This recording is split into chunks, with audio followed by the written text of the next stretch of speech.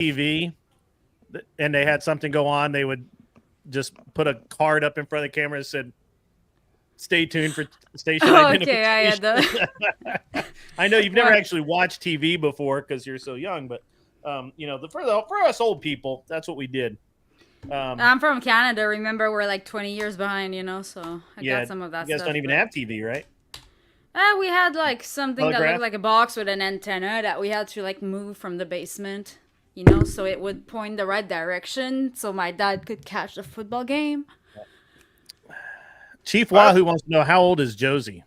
He wants to address your hate mail 16. Properly. You're nuts. Get off. Get away. Go away. It's legal. You gotta go. By the way, Grid1, is this on your main channel? Because I can't find this. It is on my main channel. It is. Yeah, this is my channel. Wait. Okay. Yeah. That's not your main? Oh. It is. Yeah. Yeah. I'm pretty sure I put it Grid1 Motorsports. It's called An Unreasonable Man. Oh, that's why I couldn't. But I told him to put the Grid1 Motorsports because that's like the. Yeah, everybody was getting really confused. So. So you always have to you don't listen to me. You always have to find out for yourself, and you just end up doing it. It's like your background. Told you the pirate ship that was gonna put your camera. I like the pirate stuff though. The pirate stuff's it might make a comeback. But it's black. Is it okay if I add a comment to the panel y'all just jumped from? Yeah. Yeah, absolutely. Yeah. Okay, so Josie, I share your disgust in that you feel like men need other men to lead them, and maybe that's part of the problem where we're like, let's vote for our leader and he'll tell us what to do, kind of stuff. Was that your point? I just think it's cringe, and okay, from like a biological. Well, you know what, the Myron thing that I kind of checked out on. Yeah, that's what I was talking about. Like I didn't vote for Myron, so he's not my leader. No, but I mean, like from a biological or evolutionary standpoint, isn't it kind of normal that a woman would find that it's kind of cringe that like a man needs a leader because secretly he's not a leader? So I'm a dude and I find it kind of cringe, so that's what I was saying. Is like I share your feelings. But anyways, I think most of the manly men are like too busy like working and like taking care of their families and stuff, so they don't have time to like hate on women on panels and stuff. Oh, I mean, even when I go on the whatever podcast, my boyfriend doesn't even watch it. Exactly. He's not like, I need a leader.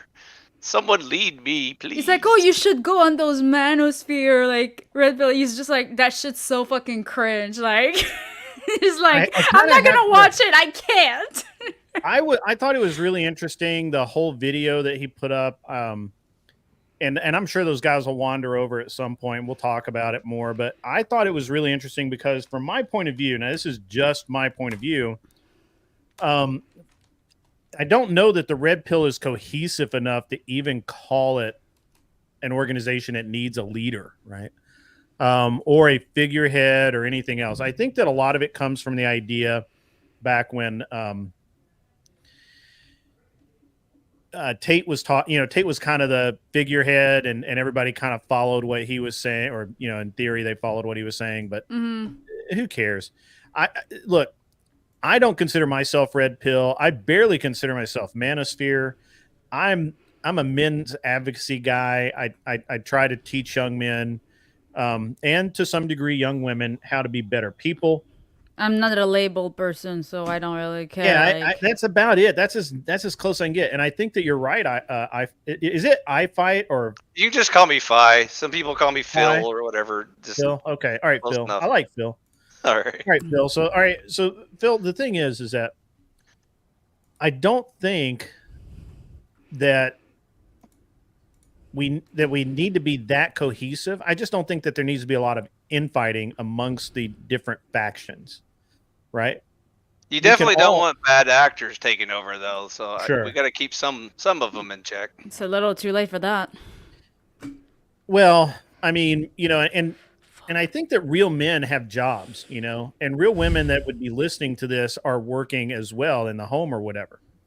And they're too submissive to speak up anyway, so we'll never hear from them. Well, even if they aren't, right. So let's just say that like you have Kat is actually a pretty strong woman. she's just submissive to her husband, right? And look how quiet she's been the whole time. Like she's always quiet. It's her most redeeming quality. Well, I like Kat, by the way. I've met her once, and I really like Kat, especially when I do this. This is great. Smile. You're on candid camera. My stream crashed. Yeah, you're a circle, Josie. Yeah. So try again. The OBS my OBS crashed. It's weird. Yeah. And nobody wants to believe me that OBS. I kept trying OBS, and it just it didn't always crash, but always had some weird deal to it. That's why I quit using it. So, grid1, my feelings on the whole Tate phenomenon was that I thought he was just basically the knee-jerk reaction to the feminazi movement. So, you had the left-wing women going crazy. So then you're going to get this like over-roided out, super toxic masculine guy trying to bounce back and say, this is what real men are like, or something like that, which I didn't really buy into. I feel like that. And you have to understand here that I've never watched a complete Andrew Tate anything. You got to pay for it if you want to get the real stuff. And no, there's plenty on Rumble actually. And even when people play sound bites, I'm only looking at the sound bite to hear the commentary on the sound bite, right? So I don't actually and that's one of the reasons why I really never comment on any of his stuff, because I don't know. And I find it very interesting that he didn't really say anything groundbreaking. He just said stuff that should be said in a way that was maybe a little bit different than people were used to hearing it. But I never really saw him as being the answer. To me, I think they're better. I think they're better figureheads for that. And nobody's going to like this, but I really thought that the way Ben Shapiro moved from being a nobody who's going to end up being a clerk, right? Getting married and then going to work for Breitbart, and he was just kind of part-time, half-assing that, and then he had to make a decision whether he was going to do that full-time or not, and becoming part of Breitbart, and then moving from Breitbart to start his own thing when Breitbart kind of started going in a different direction. To me, that's a better example of what a complete man is. Because he made good decisions in a timely manner and helped his family, and his family's arguably very well taken care of. Now, did he do it in a way that most people would agree with? I don't know. I don't care. I probably wouldn't agree with all the decisions he made myself. But I think he was just one cog in the great mass that pushed back. You had all the Steven Crowders and the. Yeah, but I'm just talking about as a man. Right. Talking about as a human being going out into the workforce, and he had a talent, and the reason that we know it is because we were able to watch it, right? Like there's a lot of men out there that do this stuff, right? There's a lot of men that go to work every day and they make good decisions and they make good investments and they invest their time and they learn a skill and they get a better job and then they learn another skill and they get another better job, and the whole time they're taking care of their family, and everything they're doing is to take care of their family. There are millions of men like that out there, but he was visible. You could see what he was doing. Because he couldn't hide it, right? Like, he's in the public eye. So, and I always felt like Ben was he's a better example, in my opinion, than Andrew Tate. Now, does he say things I disagree with all the fucking time? Is he arguably a bad person? I don't know. I don't know him. I've never had dinner with him. You probably don't want to debate Zionism with him, but other than that, no, definitely don't want. Yeah, I mean, but I thought that the debate between him and Destiny was like ridiculous. I honestly admire Cat, stay out of the chat. Bad Cat. Bad.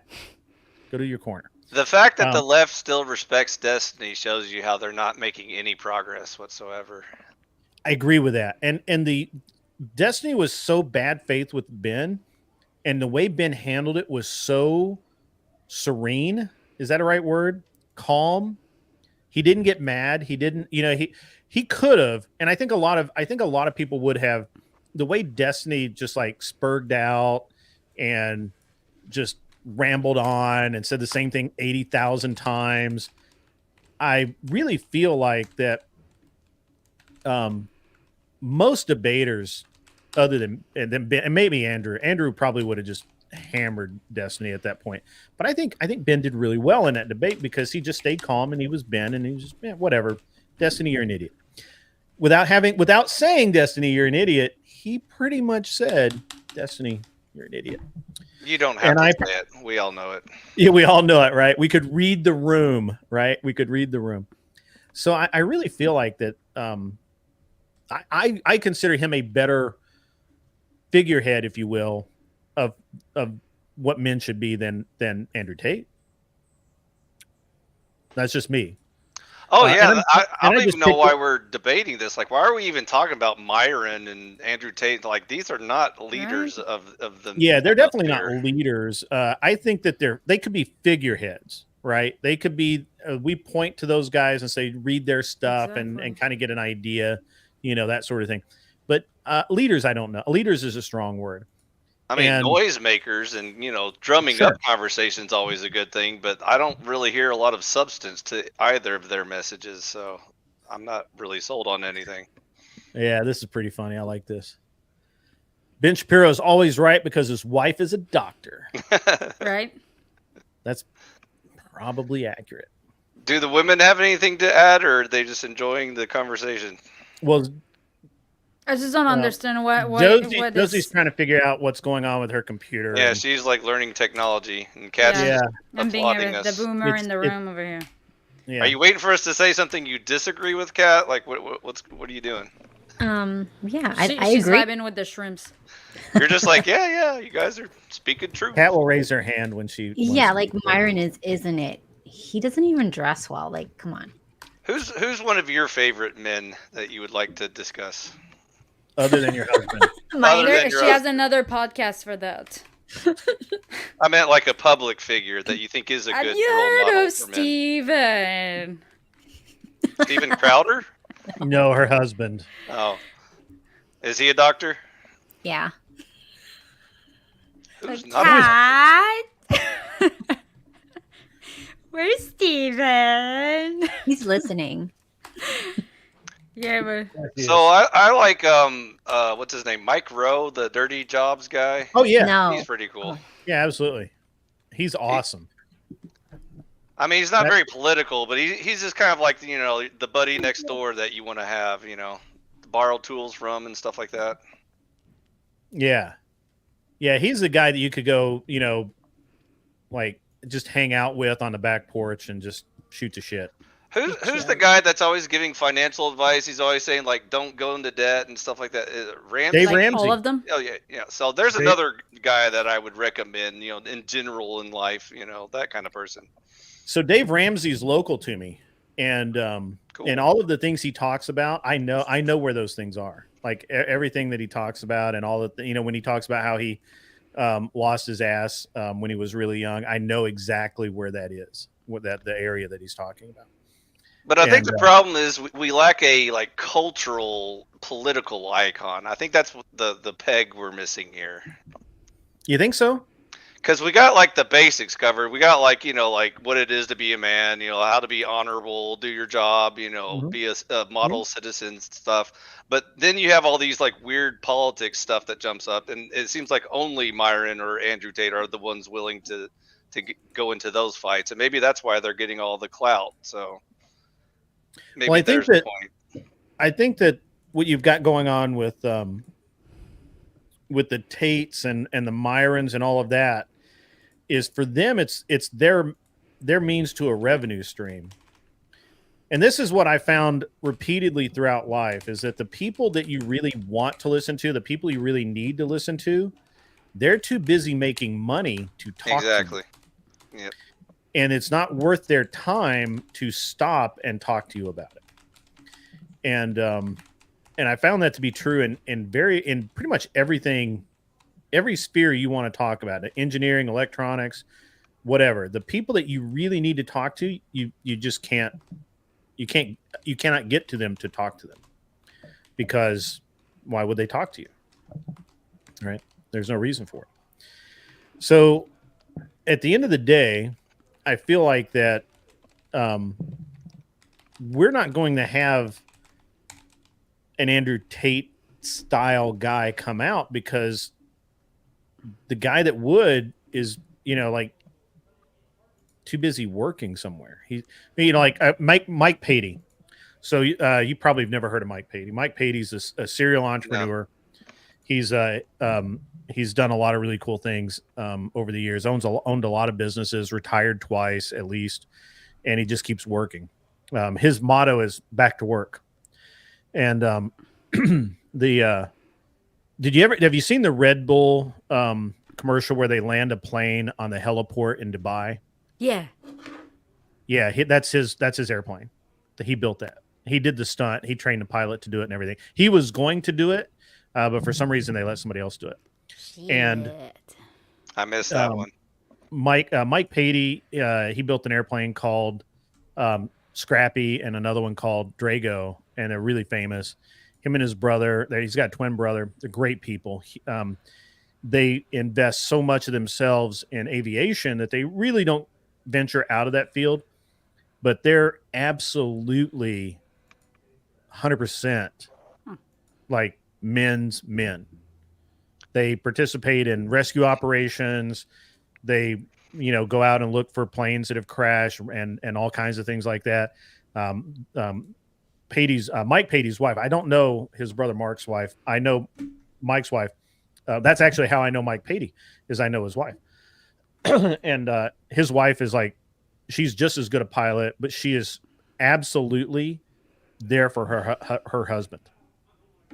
And can I get a panel poll real quick on what you guys think about the whole trad conversation? Any strong feelings either way from either side? What in particular? What in particular about the trad? What's your take on whether or not anyone's using that term properly? How do you define it? And do you think it's getting better or worse, or there's no hope, or we're just fine? Just give me your thoughts. Anytime you make any term, it's going to get co-opted by people who are going to take it for whatever they want or try to destroy anything. So there's nothing you can do. Once you make a term, you're just inviting them to destroy it. Allow me to start, and then feel free to correct it. Okay, so I'm a Gen X. I'm mid-40s. I was born and raised in America. So my version of trad life started with the fantasy the boomers were trying to sell us, that we live in a Donna Reed, Leave It to Beaver world where all nuclear families are sound and perfect. Buy a house and go to college type of shit. What? Do what? They didn't really sell go to college. Yet. And house and college. So if you go to college, you will be successful in life. I believe that lie. I was raised to believe that that's the key to success. Buy a house, a little white picket fence house, with the little dog and the cat and 2 children, 2.5 children, I think is the official fantasy. Yeah, don't have children and a dog. And so, but meanwhile, I think Gen X will tell you the reason why we are the Simpsons generation is because obviously it didn't actually turn out that way, like the boomers thought it, pretending like it was. And so, we answered that with apathy and sarcasm, but perhaps we should have done better and turned that ship around and actually made things better. And now we're so far beyond recognition. I don't think anyone even knows what these words mean anymore. So that's why I was asking, do y'all still feel like there's still some kind of hope or delusion where maybe we can start, regaining little pieces of that traditional life, or is it just gone completely? Can I say something? Yeah, that's what I'm okay. You girls go first. I'll follow up. So, going back to the traditional thing, that needs to happen, but it can only happen if we break down all the brainwashing that the men have, that they need to be feminized, and that the women have, that they need to be men. If we can't break that down, because they're both being taught to fear one another now. Women are being told, if you're not your own hero, no one's coming to save you. You can't trust a man. They're gonna, leave you, cheat on you, beat you. You'll be destitute and die in a gutter. This is what every female now truly believes. And then you have the men who say things like, I want to be a stay-at-home dad. I want to be a house husband. I don't want to work. I don't want to do anything. I just want to play video games and just stay home and drizzle. Yeah, drizzle. I still don't know what that means. Can you please update me? Soft Drizzle, guy drizzle. era. That's like the Brian from the whatever podcast period. No, That's it was a TikTok thing because Yeah, there was a but sprinkle, sprinkle, description sprinkle. of it, it's pretty much Brian. It's But like, what does no, it she mean? can pay for dinner. It's And basically I'm not taking a bullet for her. it's drizzle, the male gold digger, the male lazy Soft boy. bum that Yeah. wants to be taken Soft care of. boy. Yeah. Oh, the soft, ones that, soft boy life. the ones that look for sugar mamas. Yeah, they want to sit Okay, there, do gotcha. nothing. Soft serve. Soft Yep. boy. So Which that is most. and again, that's in reaction to the old, feminazi movement that now we can get jobs and now we're corporate masters and we don't need no man to tell us what to do. And then we said, okay, great, go make all the money and we'll stay home and and watch soap operas and do whatever. So let's just trade places for a while and see if that works out. And so yeah, that's definitely the hero you deserved, I guess. Yeah. Go ahead. Sorry. No, and that was also the sprinkle sprinkle lady. She's hilarious. She's your traditional gold digger, like I guess like an Andrew Tate female type personality. She's very on Yeah. that spectrum as Andrew Tate. She's Yeah, just you got like it spotted right on, actually. yeah, she tells men kind of similar things how to game. No, she tells women how to game men, just like Andrew Tate tells men how to game women and how to get what you want from them. Like the men want to get laid, the women they want provision, and that's just like how they're very like the super narcissistic egomaniac, but highly funny, incredibly entertaining response to what's happened in society.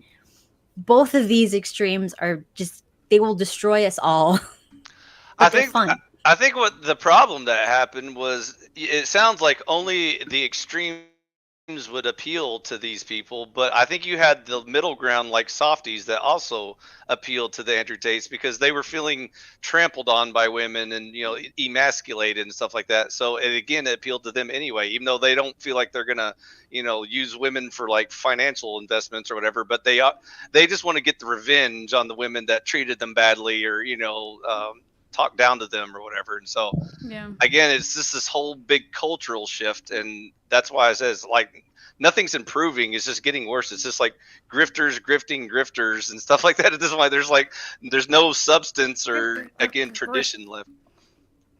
What's that? It's like griff. Yep. Grifter. So Grift what I substance. see as trad is, kind of very similar to what you talk about. And I actually still watch, like when I work in my garage, when I'm working on the airplane or something, I'll put on Gunsmoke or MASH and watch the old, TVs where men were, the old TV shows where men were men and women acted like women.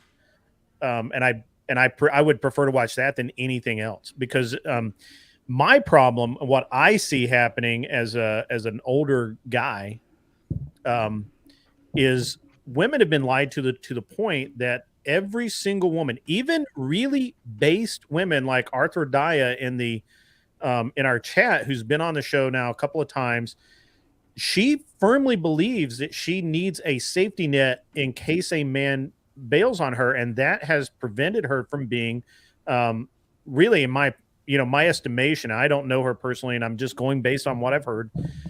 My estimation is that has really prevented her from having a successful relationship because she had to go to school. That takes time.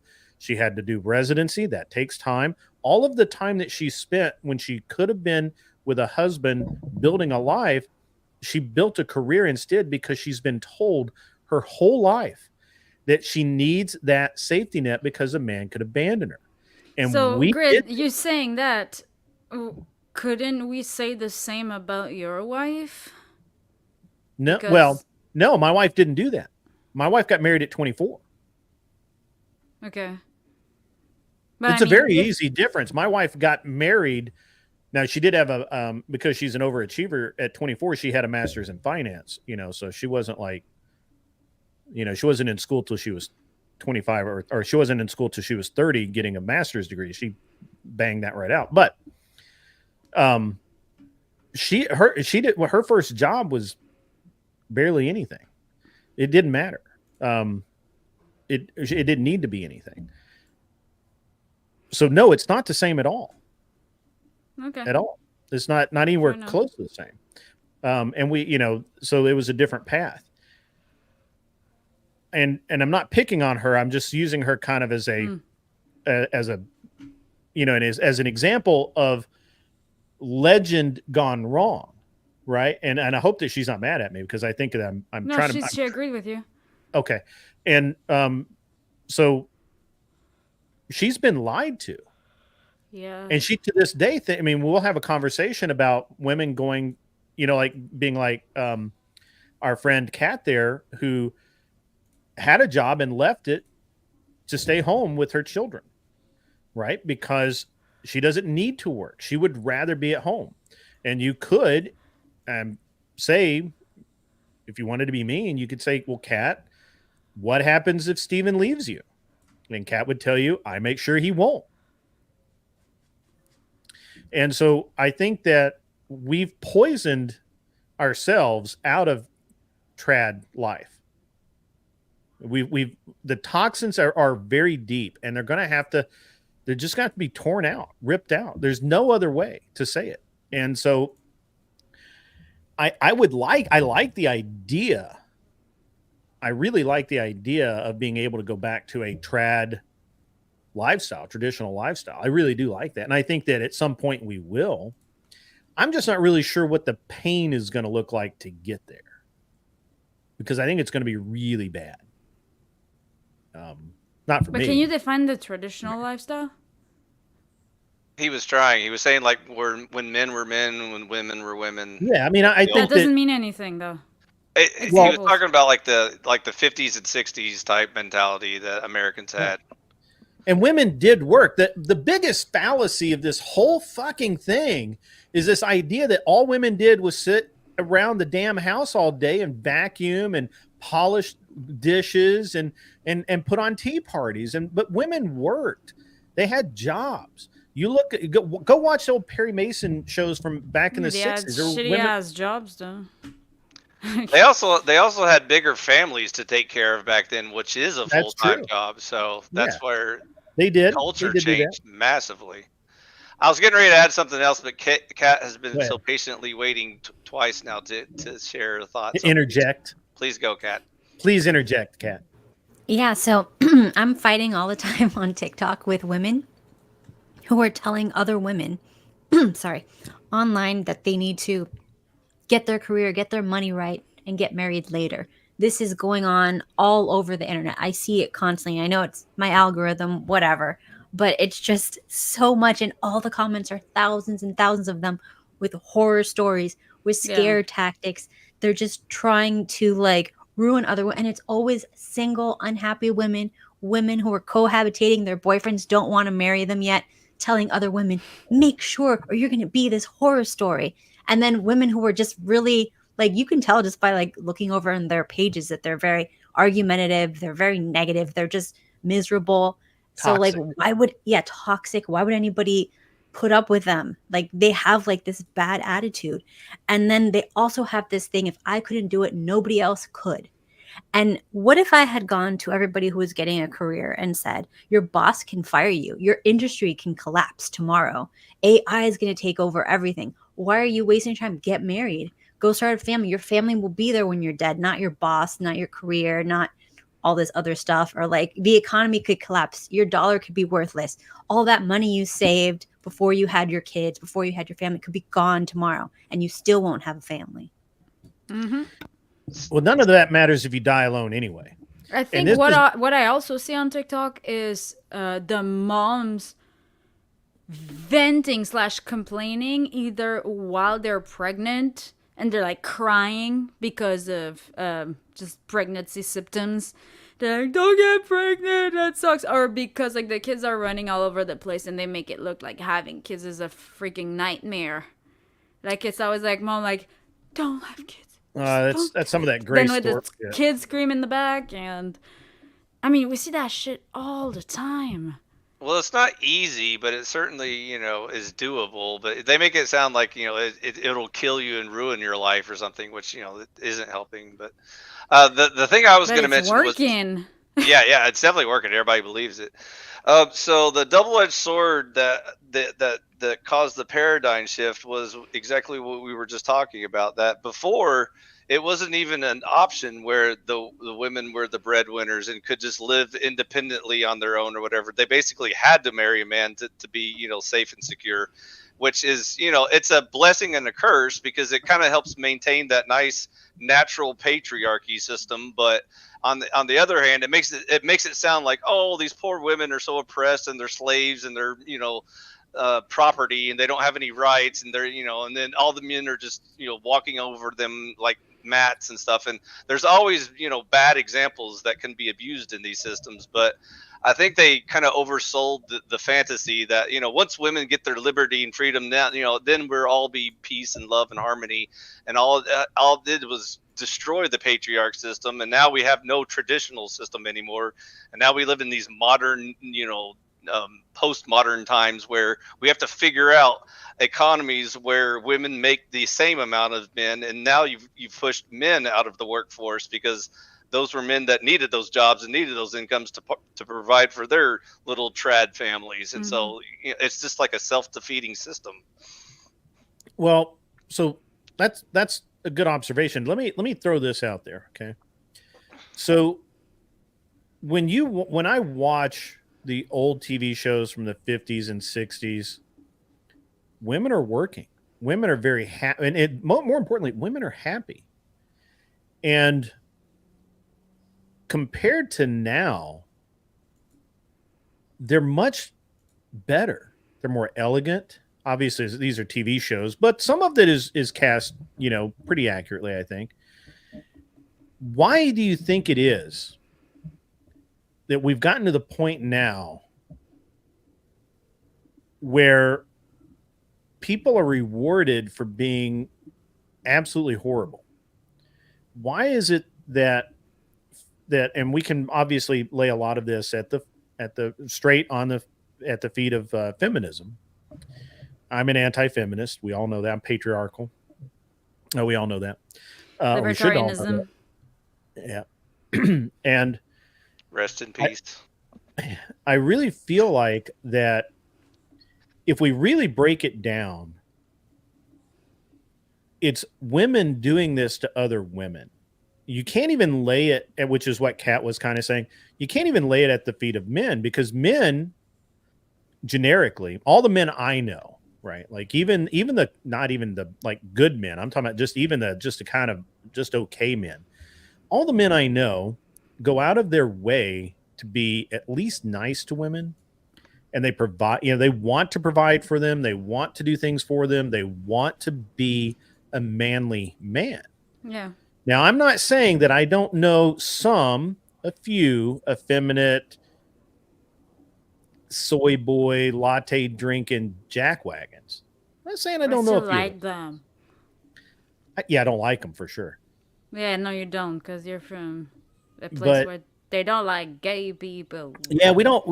I'm in a community that just really doesn't put up with. I mean, of course, I have a college here, so that helps their case. But at the same time, why is it, do you think? This is curious. I'm just curious. There's no right or wrong answer.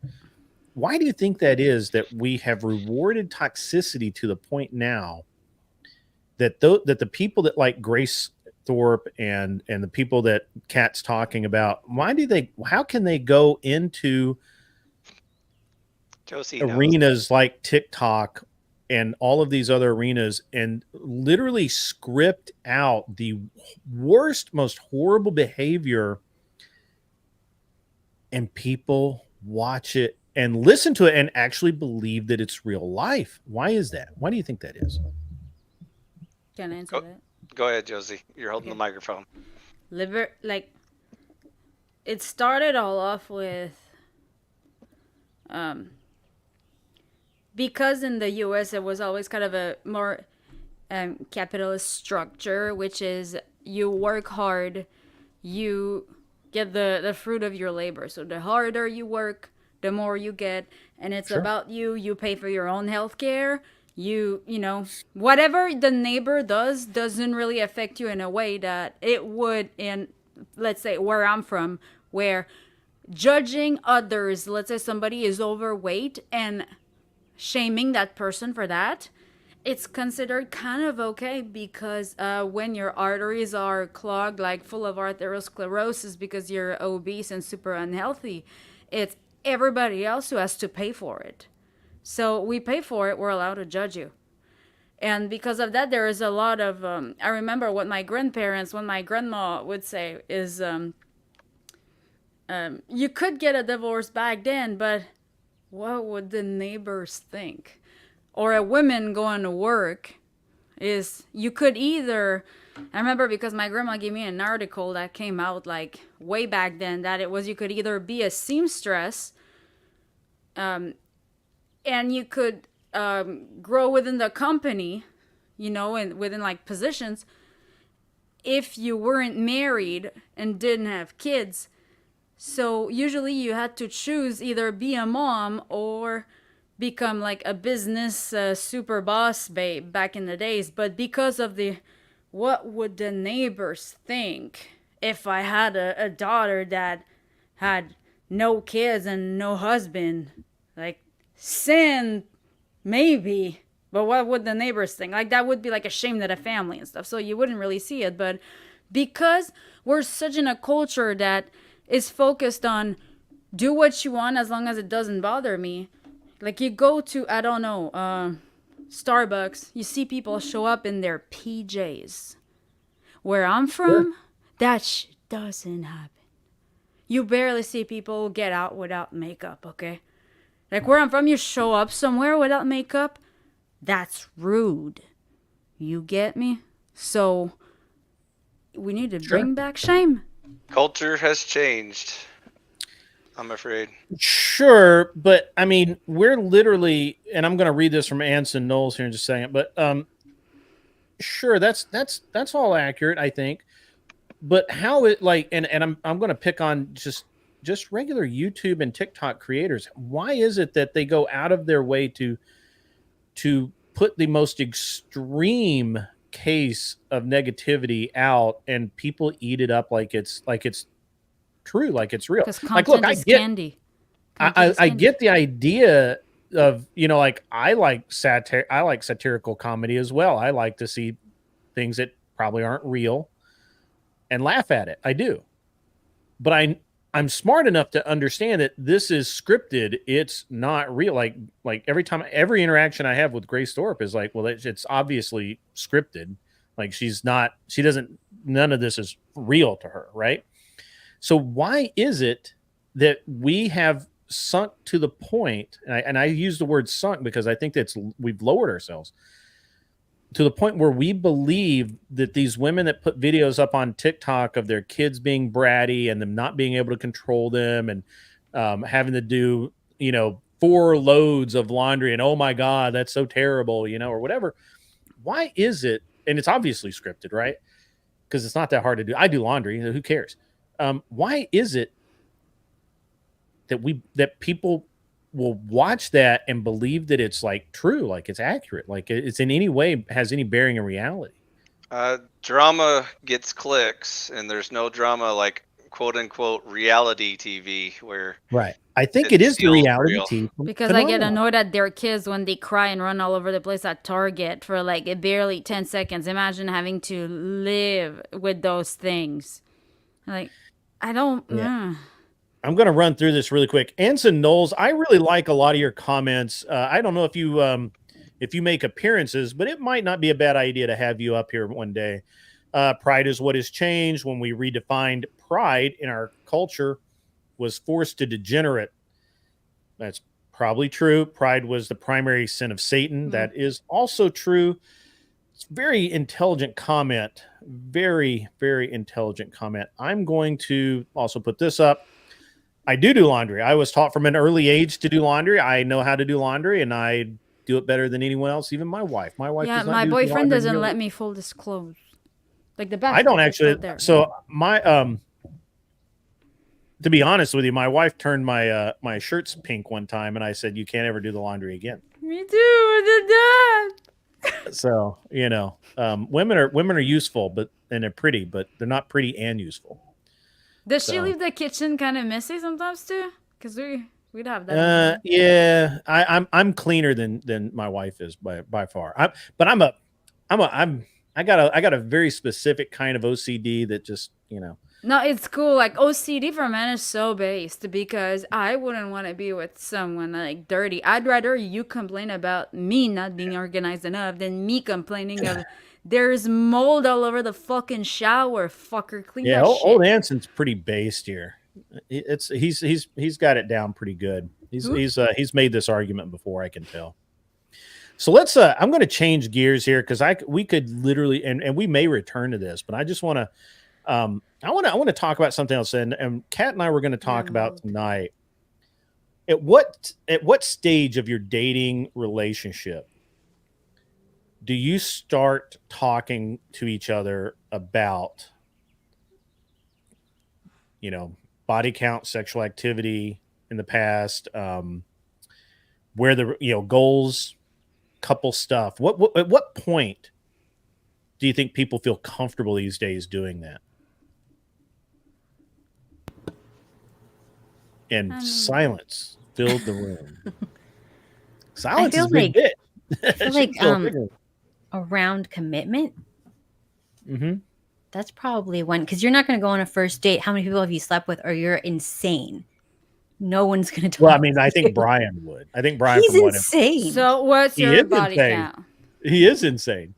I usually save that for the second date, but I'm old fashioned like that. Listen, if you're gonna ask that, you gotta lose a dad bod.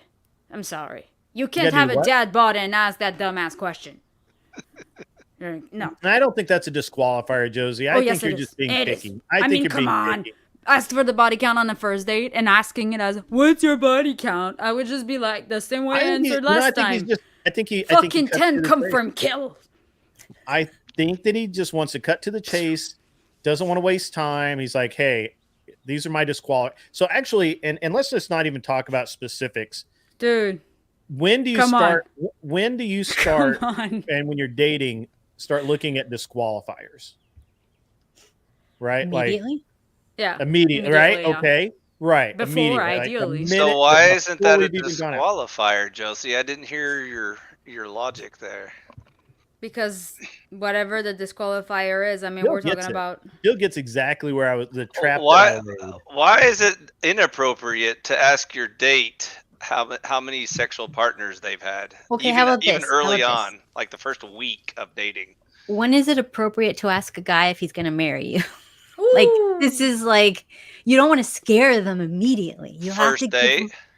If it's a good man, will you marry me? I'm sorry. Like, no, not will you marry me on the first date? Do you plan on marrying me? If guys fucking hate that. Yeah, you can't. My husband would have ran. Yeah. Well, you trapped your husband like a goat. I mean, come on, let's just be honest. Like, some men know what they want pretty quick. So it just depends on which one you ask.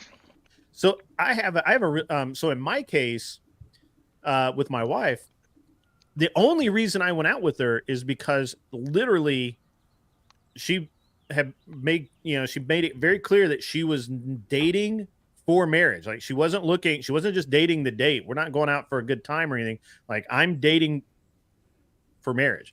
That was literally the only reason I went out with her. There were a lot of cute girls I could have gone out with.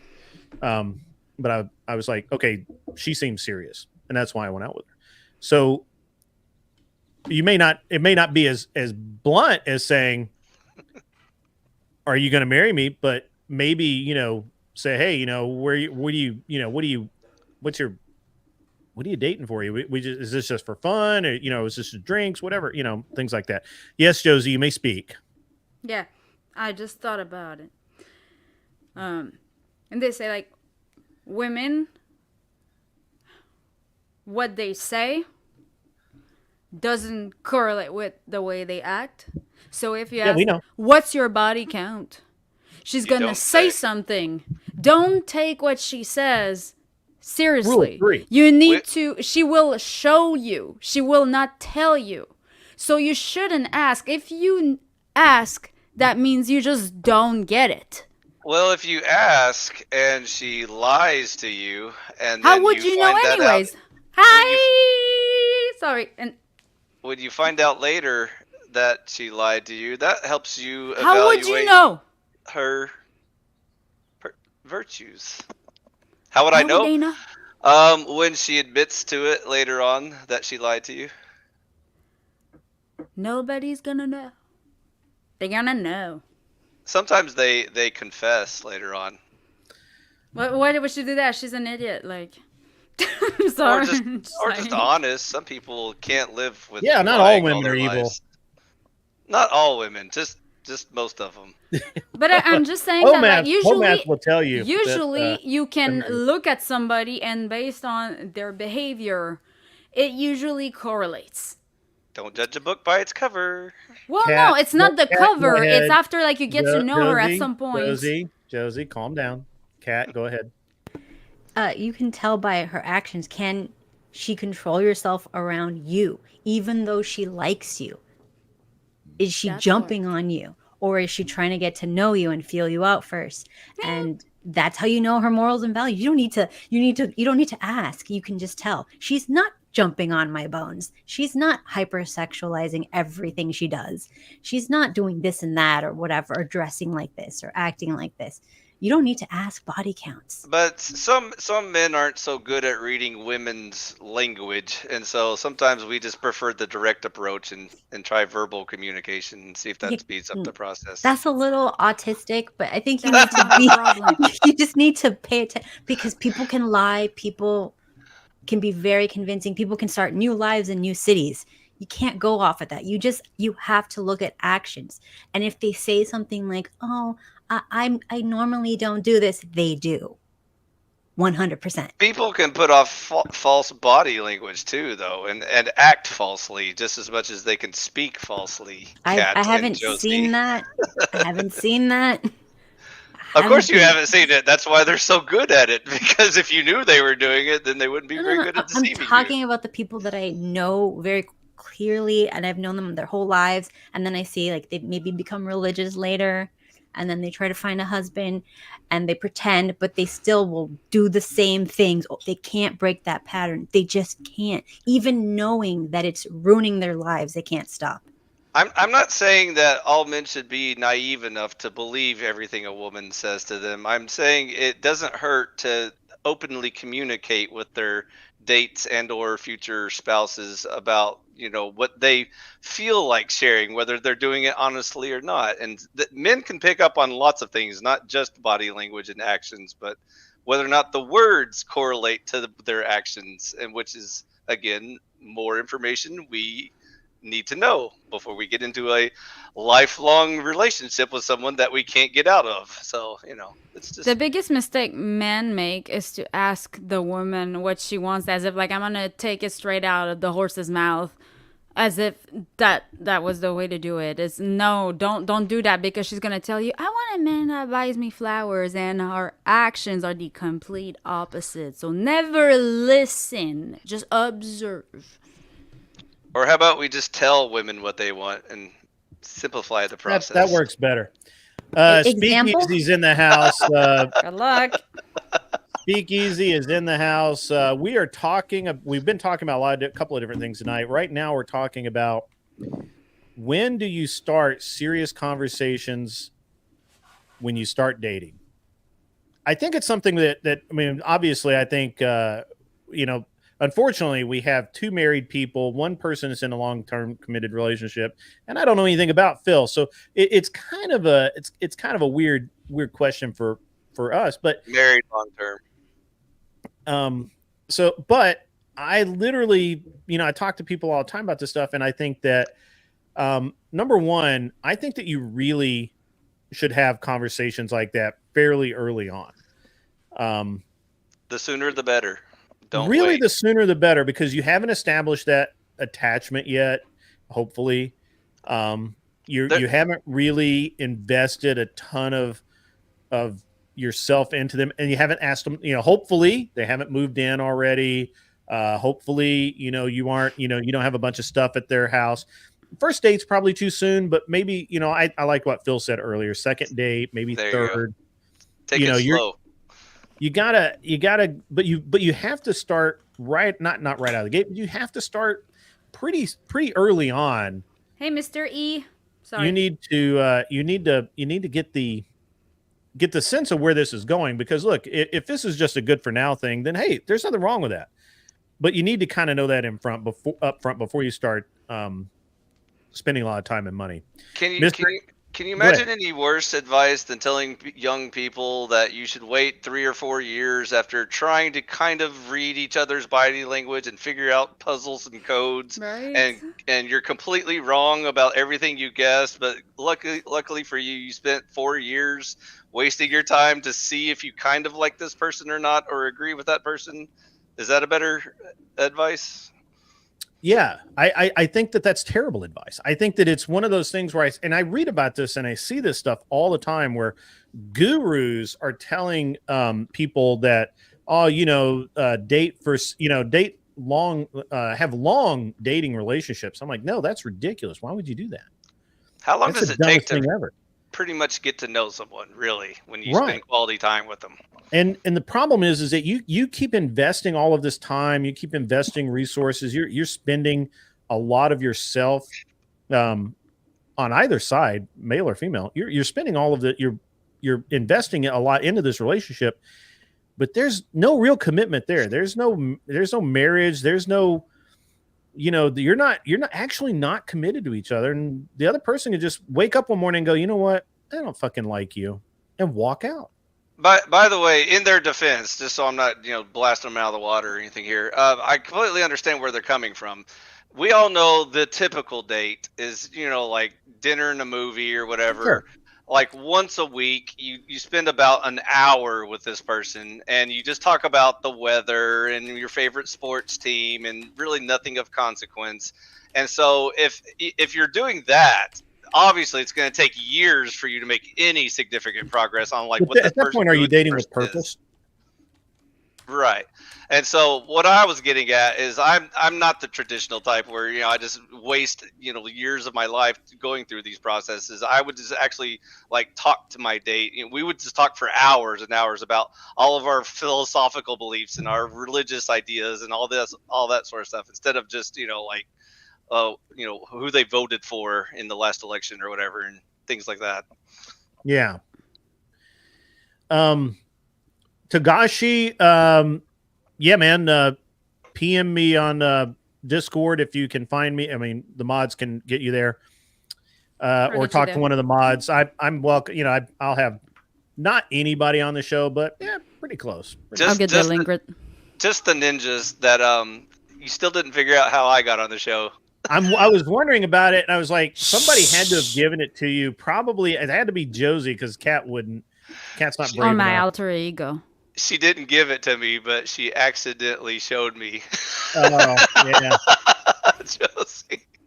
Speakeasy, the topic is how early in a dating relationship do you start making it real? Do you get real?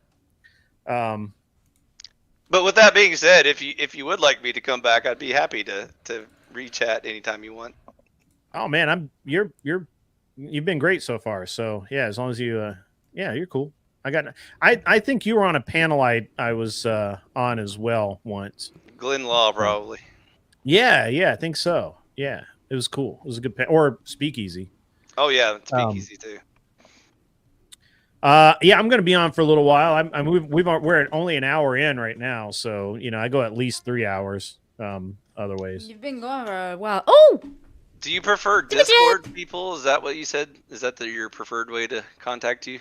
Yeah, Discord's the easiest way, honestly. I told you would get you would get used to it. Like it would take you a while, but Can you put I'm your always link on somewhere? Discord. Your Discord link. The mods, the mods will get it to you. Okay. I just put it in the chat, Grid. Okay. Thank you. You're welcome. All right. Are you out, iFight? No, I'm still here. I'm just saying, like, okay. if I don't want to have to like steal Josie's link again to get back in here. Oh no. Yeah, just yeah, it's okay. I was like, I just assumed You had to screenshot that shit and copy paste it. I didn't screenshot it. You left it open while I was typing it into my bar at the time. But that's like. Okay. Huh. I gotta be Be careful careful with that, I what you guess. put on the internet. It's there forever. I mean, the link is only available for like what 10 hours. You Once have a this, fun habit of like showing everyone on screen what you're doing while you're messing with your OBS. And Yeah, stuff. listen, and I was I don't about have to much say to something about hide. that too. You're like throwing stuff everywhere. I mean, just thought it's you'd my kick out it's of it. my like live stream computer. It's not my personal computer, so it's really Just don't put your streaming social stuff. security number on there or your credit cards or anything. Yeah, I don't have any. I mean, I don't have like no file. Anyways, I Besides, just like like, to be fun and adventurous, so that's all. listen, it will probably happen, but you know what? If it has to be sold on the dark web, I will be the first one to do it. You're gonna buy it yourself. Ain't buy it nobody back. getting my money. You know, Yeah. I did that to like make money at like a few years ago, back when like I was going through the immigration process. I actually sold my own personal data, so Facebook didn't get to do it. Monetized it. You can actually do that. Weird. Could. Mr. E, I actually need to talk to you about some of the artwork that Hands you've up. done over there at the Crucible. I really need to. I need to do some cool stuff. So, I'm getting a bunch of different things set up. So I need to PM you at some point. I'll do that. I promise. All right. I got. I hired the teriyaki. Huh? I hired teriyaki. You hired Teriyaki? Yep. Yeah. He's Is he quiet. working for? Is he working for Noodles? What's up, What Speak? percentage? What up? What up? How you doing? I see you have recovered from your 28-hour stream, or 24, however long it was. It was long. It was a long stream. They let you do 24-hour on YouTube now? So you got to stop at 12 and then do another 12. Anything Yeah. that goes past 12 hours, it won't stay up. If you want it, you can go and clip the next part out. It just takes way too long, so I just don't even do it. Yep, that's true. Yeah. So what were you guys all talking about? We were talking about how early in the dating relationship you should talk to the other party about silly things like, are you really interested in a relationship? What is your body count and your sexual activity? Do you have weird diseases that I should maybe know about? Just the basics. Just cover the basics. What do you think about that whole AIDS thing? Yeah, what do you think about that? Uh-oh. Kat's got her hand up. Go ahead, Kat. Uh-oh. I used to work at an AIDS clinic when I met my husband, so I got him tested. Don't tell people that story. It sounds odd. Just saying. Why? What's wrong with that? Rachel Wilson is in the house. Rachel, For me, would you like to come on the panel? I heard I met my husband at the AIDS No. I clinic that worked there. Oh Her my husband God. is a doctor, so that's legit. Oh, is he? Okay, that makes Yeah, well, makes now, sense, not yeah. when I met him, but like, Oh, okay. She trapped her husband. yeah, We really have to like record the story of the entrapment so we can play it over and over and over again. But that's why I'm saying, that's why you can't say, do you want to get married on the first date? What is wrong with you guys? You're going to scare every Hi, Rachel. Do you want to guy. come on? Do you want to come on the show? I sent Andrew agree. the link. Go steal the link from his. Save it for the second date. I do We agree. already Second date? Are you uh, kidding me? Kat, you can't ask them to get married on the first date. That would be weird. Yes. But I should you agree. wait 3 years? I mean, like, what's No, the reasonable definitely not amount 3 of years. time? No, but Well, okay, so Kat didn't do any of that. Kat trapped her husband like a wild goat. I'm not kidding. And she got his mom to help her. Mm-hmm. So it was an arranged marriage. I see. Well, he didn't know it was. That's what an arranged marriage is. When He the other thought party he is made all the involuntary. decisions. Yeah. It's a really great story. She revealed it to us last week, and I have been. Yeah, I- you I- have mentioned it a lot. You seem very intrigued, Grid1. You have mentioned this story quite a bit. I haven't heard the story impressive. yet. Oh, hey, I look, haven't heard the story yet. I'm a hunter that admires another hunter. I admire the skill which she showed in Josie's away. I'm gonna pop her down. So sorry guys. There we go. I liked her fish. Oh, we still have Cat's fish. We're fine. Yeah, We're well, we have real fish versus computer generated fish. Rachel, next week won't be quite so busy. Cool. Rachel, would love to have you on, actually. It would be awesome. By the way, Speakeasy, who won the debate after I left? Was it the Libertarians or the Bootlickers? After you left, Andrew came up. No shit. Oh yeah, man, bro. I always missed him. Yeah. And Andrew gave someone a spanking. Oh. Well, I was Shiva. You know Shiva, right? Shiva, the Destroyer. Shiva, not the real Shiva. Oh, not the real character Shiva. I mean the guy who goes by Church of Four. No, I don't know this. YouTube. Anyways, he was the second one that got into it with Andrew, and it was a pretty good back and forth. Shiva's not like stupid or anything. He didn't understand money, how the system works with the Federal Reserve, and like how the banks have to like literally loan the money and all this bullshit. So they're gonna probably talk about it again eventually. I would like to try and hook them up together because he's pretty good at debating normally, but I recently he didn't do a good job because he didn't understand the whole thing. So Andrew had sent him a link while he was on, got him to look at it. Hopefully he'll be able to look at it and maybe he'll try again. But I mean, it's I recently met one of Andrew's new friends, a certain Jacob Winograd, who is a member of the Libertarian Christian Institute, which you guys might be interested in hearing more from. So just stay tuned.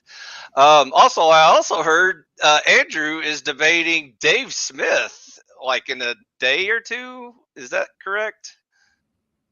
Friday, right? If I'm not mistaken, it's Friday.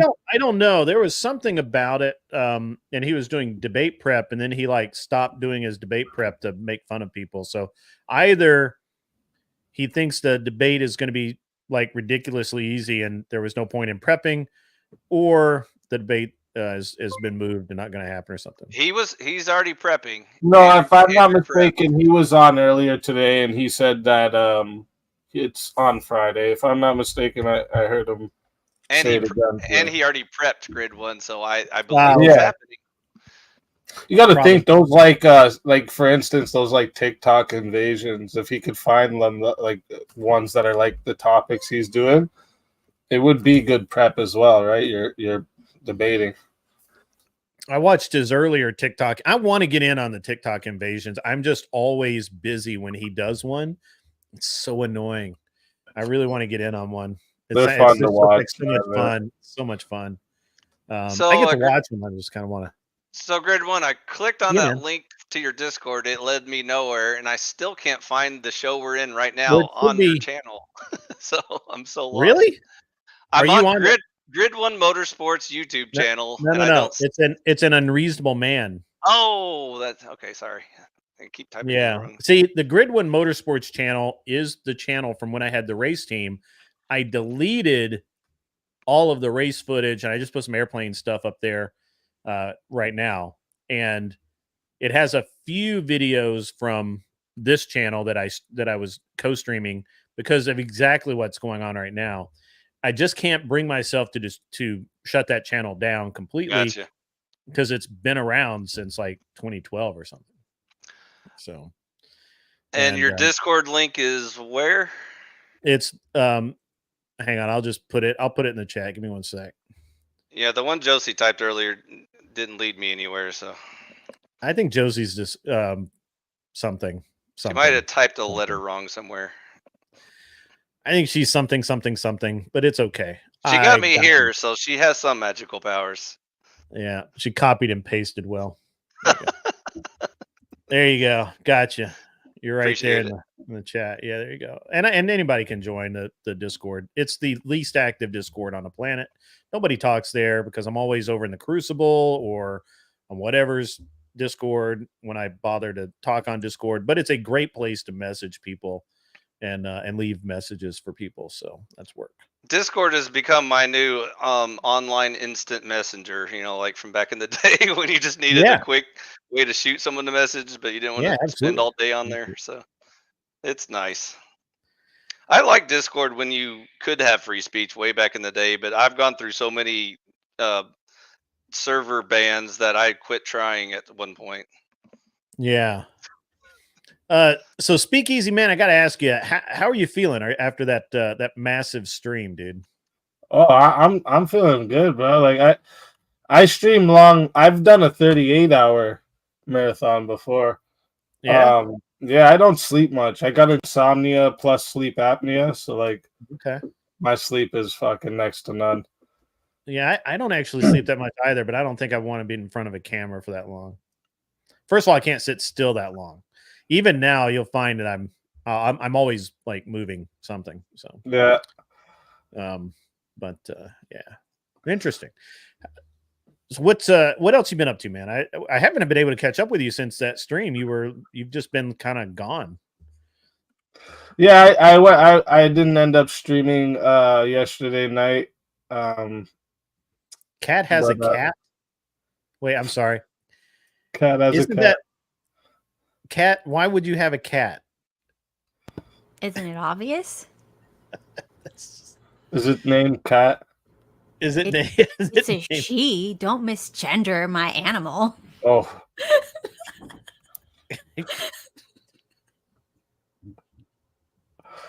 Is there just one cat? I have two. You have two cats, so it's a 3-cat household. Yes, it is. All right, that's very funny. That's hilarious. Cat said based. You're actually, while we've got a lull, Cat, why don't you give us the short version of how you trapped your poor innocent husband? Okay. Without using sex. This is the important part, is she didn't use sex. Well, because it takes, I think it's like 4 or something months before a guy can even fall in love.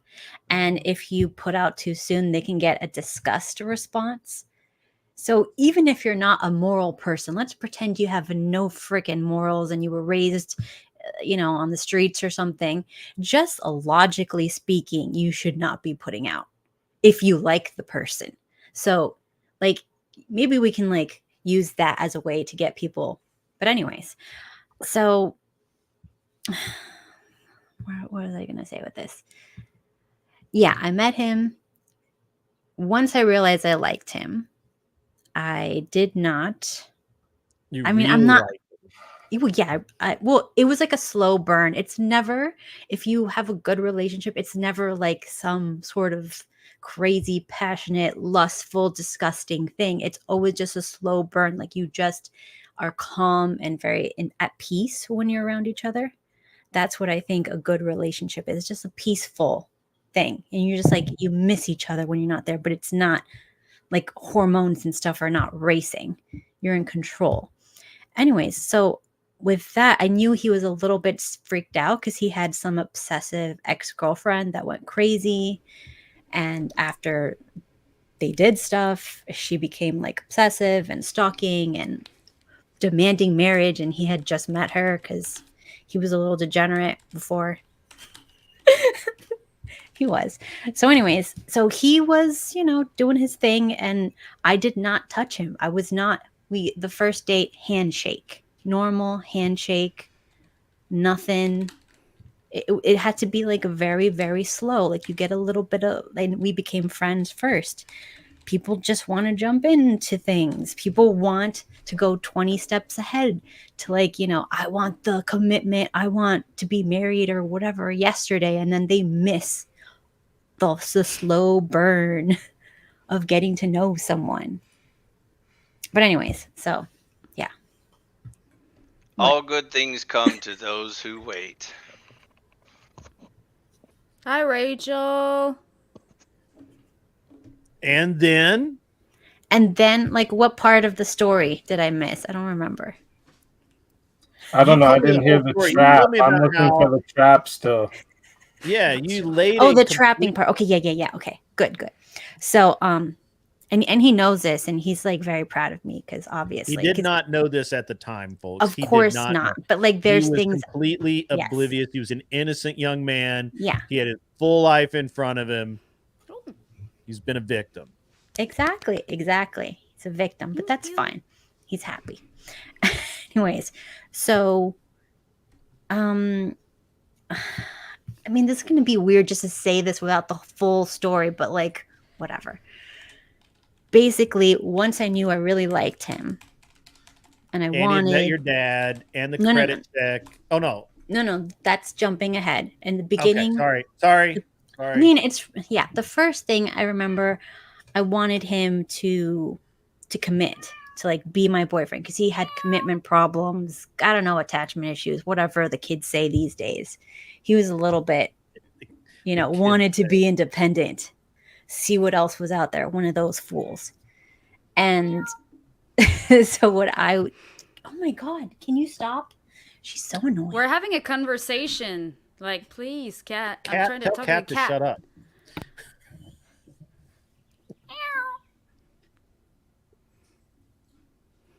I do not have a cat. Cat has a wild cat. Woof. Cat. That's a lot of cat going on. Everybody in the chat, it's great to see you. Look, it's Wicked Wally is in the chat. Man, the chat is stacked tonight. It is an all-star crew. We've got Chief Wahoo. We got Arthur Daya. We've got, it sounds like a boxing match in here. We've got Rachel Wilson, Star. Queen Rachel. We've got everyone in the chat tonight. All you guys are awesome. And Enzo ate his food. So, all right, Kat, to take us back, she's decided that she is like this guy. I think the story starts out he was originally dating somebody else or something like that. No. Maybe you were dating somebody. You were dating somebody else and you broke up with them and then you found him. Oh, well, that's the long version of the story. Okay, I'm sorry. I don't know. It's like a Lord of the Rings, Yeah, like we don't want to get into I don't want the Lord of the everything. Rings version. Give me the high spots. Okay, so like Speakeasy's already zoned out, so you're okay. I was in my early 20s, so clock's ticking. Clock's ticking. To get 20. this done yesterday. Anyways, so I basically got him to commit. Well, first of all, I'm delightful, so like that helped. You are delightful. I'm nice. I'm like really cool to hang out with. Anyways, so I told him, like I texted him while he was at school or something, that I'm looking for something more serious. It was really nice getting to know him, but I just want like something to go somewhere. And then he ran out of one of his finals to come tell me that he had told all of his friends that he told them that I was his girlfriend, which he did not tell me. He would not tell me that. He wanted to keep his options open, type of thing. Most guys do. Yeah, exactly. So you can't be like, so are you marriage-minded? It's the first date. My clock is ticking, honey. You can't be doing that. You got to do it slowly. They have to like you first. They have to like be like, she's kind of nice to hang out with, and then you do it. Like, this is how it used to be. You used to have game as a girl, not just sit there. Yeah. See, that's the kind of thing. That's the only thing that manifesting applies. Just don't ask for a label. This wasn't manifestation. It was manipulation. Manipulation. Just don't wonder if you want to be in a long-term relationship with that guy. For some reason, I don't know. I never had to do anything. Like, I have 100% success rate at locking down a guy. You bludgeon people about the head, so. What? Use blunt objects upon their foreheads. No, Kat, I didn't need to do that. Kat, so the next step was? The next step was I needed to move things along, so I saw that his lease was going to expire and his roommate was moving out somewhere else, so he wasn't going to have a roommate for the next place that he got. So I put a little fuel on the fire by saying, well, things, because I was living with my dad, I'm like, things aren't doing so. Exactly. Deception. Look, whatever, we do what we got to do. Manipulation. Yeah. Manipulation, deception. So yeah, so I told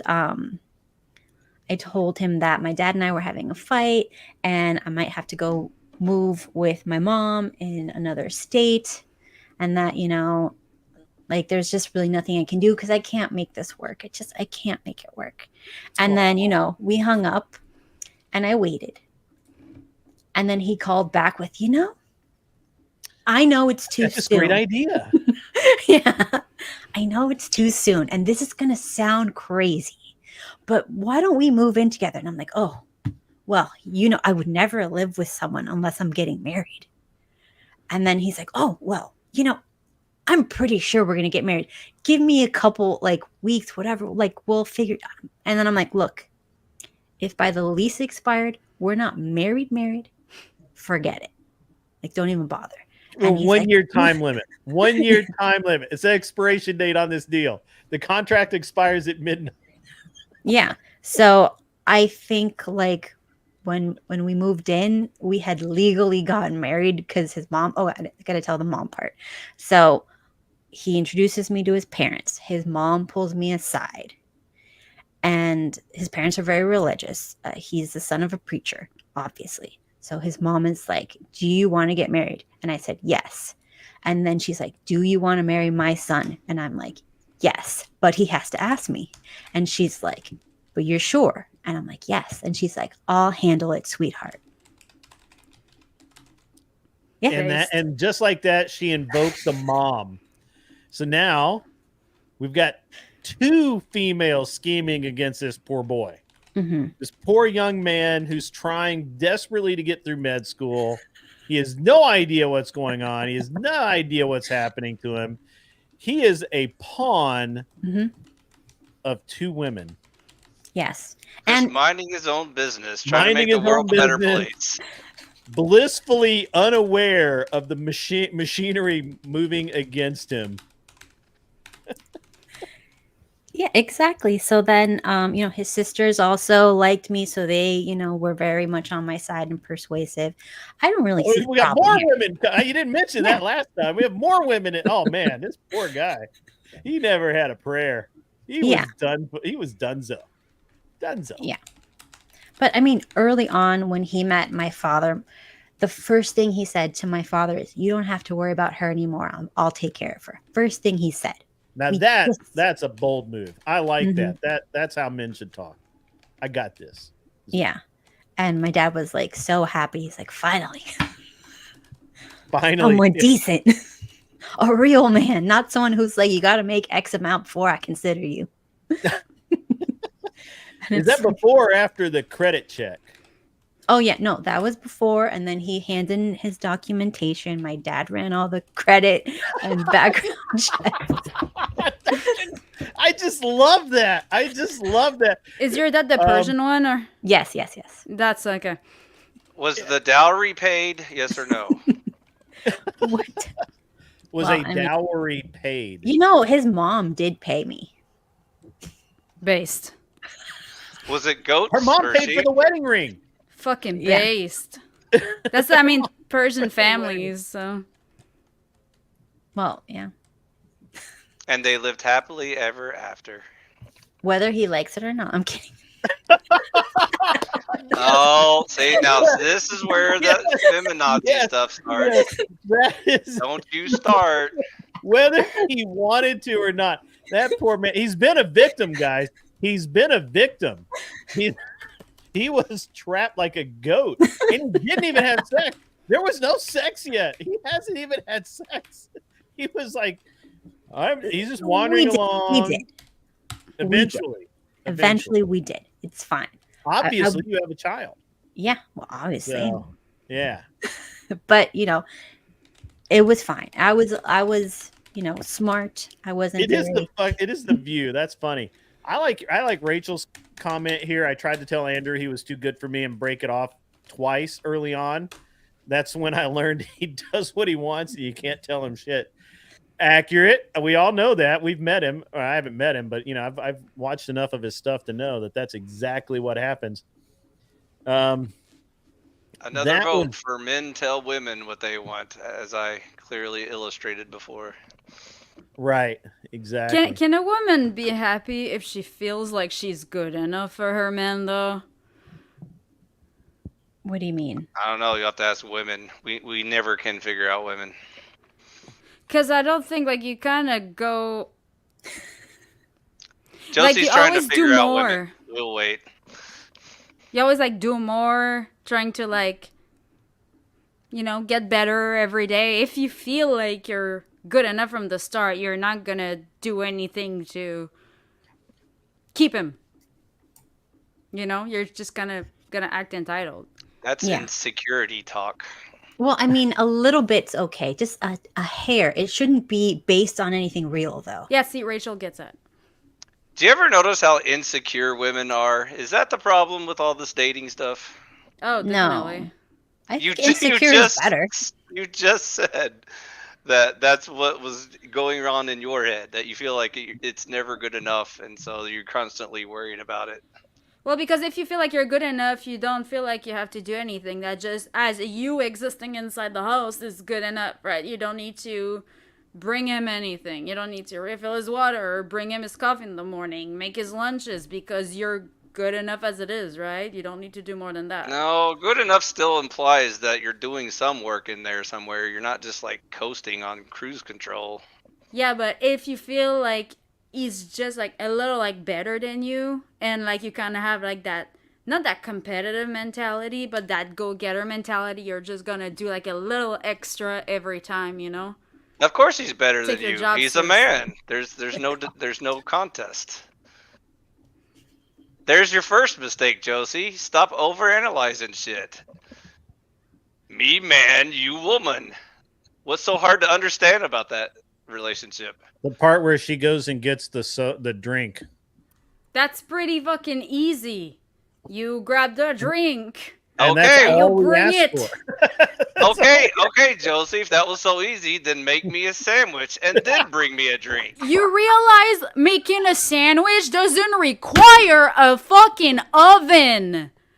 It's piling up food. First no of all, cooking. First of all, my sandwich needs to be grilled. Josie, first of all, you have to go out in the backyard and kill the cow with your bare hands.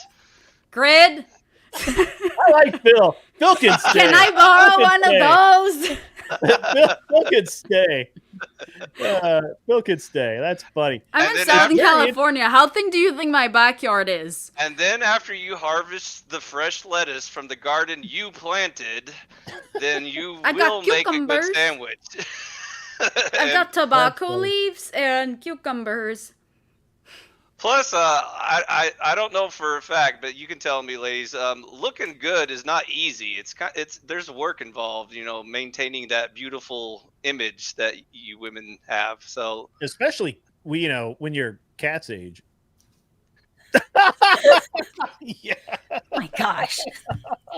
And so Josie takes up for you. Josie's always like, "You're so mean to Cat." I'm like, well, "Of course I am. Why would I not be?" Me? So there's a lot of it's when y'all involved. Gang up against her with like Andrew, and she just looks like she wants to disappear under the desk, and you guys keep just piling up on her. I'm like, she didn't ask for it. Like, I mean, she kind of did though. What, for existing on your stream? Here's Cat. Hi, Cat. How are you? Hi. Hello. Nice she fish. hates that shit. Cat, say something. Okay. Say something. What? Say hi. Hi. Okay. Oh my gosh. Yeah. Hi. Tell us that it's not so easy being a virtuous woman, a trad woman. Who is a trad woman? Who is a trad woman? I don't know. I'm waiting for y'all to tell you. I've been waiting for like 3 hours now for y'all to answer my question. What is it? I did that for all the simps, Cat. I did it for all the simps. You Wow. all owe me. I'll take payment somehow. Just don't no know. feet pics. No feet pics. One no. Bitcoin. One Bitcoin. What That Bitcoin? What Bitcoin? Speakeasy. Thoughts. We don't have any thoughts here tonight. What are your thoughts, Oh, Muff, you meant thought. You meant That's thought. on what part? What part, bro? on The all the story? words we just said? Yeah. No, how would you trap a husband? Yeah. How do you trap a husband? Speak. I don't want a husband, bro. No, if you had a daughter, what would you tell her? What skills would you give her? Well, I would tell her to find a man that's going to protect and provide for her. I would tell her not to give herself to any man until she knows that this man is going to protect and provide for her. And I try my best to lead by example of what a man is supposed to be. Because a lot of the time, you're going to be the first love of your daughter's life. So, so to make sure she has this example of what a real man is extremely important. Mm-hmm. Solid. I like that. That's solid. Yeah. Let's we can change topics a little bit here and there. Your thoughts on age gap? My wife's 5 years younger than me. There's a healthy age gap. Kat, how old is your husband? Like 3 or 4 years older. 3 or 4 years older. See, it's natural. People know what that natural distance is. I come in at 11 years. That's fine. Yep. I think my parents were like almost 20 or 20 years. So I would like to hear if you Whoa. like Josie. Whoa. Am I loud? Really Your loud. mic's up Yeah. a little bit. Really? Just a tad. It's not so bad now. It must have been like the positioning or something. Well, when you have Yeah, that's in weird. your You shouldn't monitor, it even has be hearing me from this mic because I have a different mic on here right now. So I don't know why that happened like that. It does that with StreamYard sometimes. Is it okay now? Everything good? We Yeah, can it's definitely hear you. Go ahead. You do hear me? Everything's good? Yeah, that's better. Okay. Shit, now I forget what I was answering. That totally threw me off. Damn. Oh, I was gonna ask Josie because it sounded like you had an issue with age gap. So I would like to know, do you have an issue with a big age gap? Not. Oh, I'm so fucking offended with the age gap. It's like Oh, okay. so She has the freaking biggest age controlling. gap. The way, okay, I couldn't tell the way you were saying it. I thought you had like you thought it was bad to have a big age gap. She has. I think she has the biggest age gap, don't you, Josie? No, my man, his words. He's only as old as the woman he dates. That's his words, not mine. I think there are reasonable driver's limits, license. but that's each to their own. That's funny. Okay, I don't. I mean, I think it. This came up on whatever last night. They were all whiny about age gap, and I thought that was very interesting, considering that He's actually turning. He's turning 51, technically 52, next week. And how old are you? 28. What? 28. So you're lying about that? You don't have to say your age. I thought you were telling us the age gap. Yeah, that's what I'm saying. You're really 28? I'm 28. Yeah. Why are you locking up your jaw when you say that? What did I what? And how old is he? No, because I'm not sitting down, and I'm How I'm old tired. is he? I missed the first part. Sorry. Technically, 52. Yeah. 52, 28. So that's one of the variables. First of all, like once adults reach post 25, it kind of becomes irrelevant. I mean, because like even if much older men date younger women, it's not really an issue because they're both adults. So who are we to intervene or judge? But I do think there is some sort of like reasonable range where like if you push the limits too far, there's just so much like there's too much between you, like generation and culture and all that stuff that it would make it harder than it needs to be naturally, of course. But again, each to their own. So yeah, I did say technically 52 because so he came from Vietnam during the Vietnam War as like refugees, you know, like they were brought by a church in Baltimore, a Catholic church.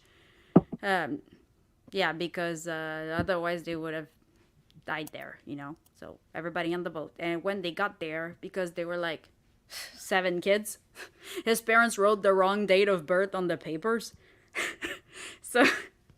They put the wrong date, so like on legally he's 51, but technically he's 52. So I just thought that was kind of funny. It was like his parents wrote the wrong birthday. I don't think 1 year makes much difference. But it's just kind of funny. So he picks the youngest age, so like Arthur Daya, the whatever last night was kind of busted. I didn't actually watch that much of it. I watched it and then I left and then I came back and then I went to bed. So yeah, it was pretty bad. They were actually literally begging for Andrew to come back on to come on.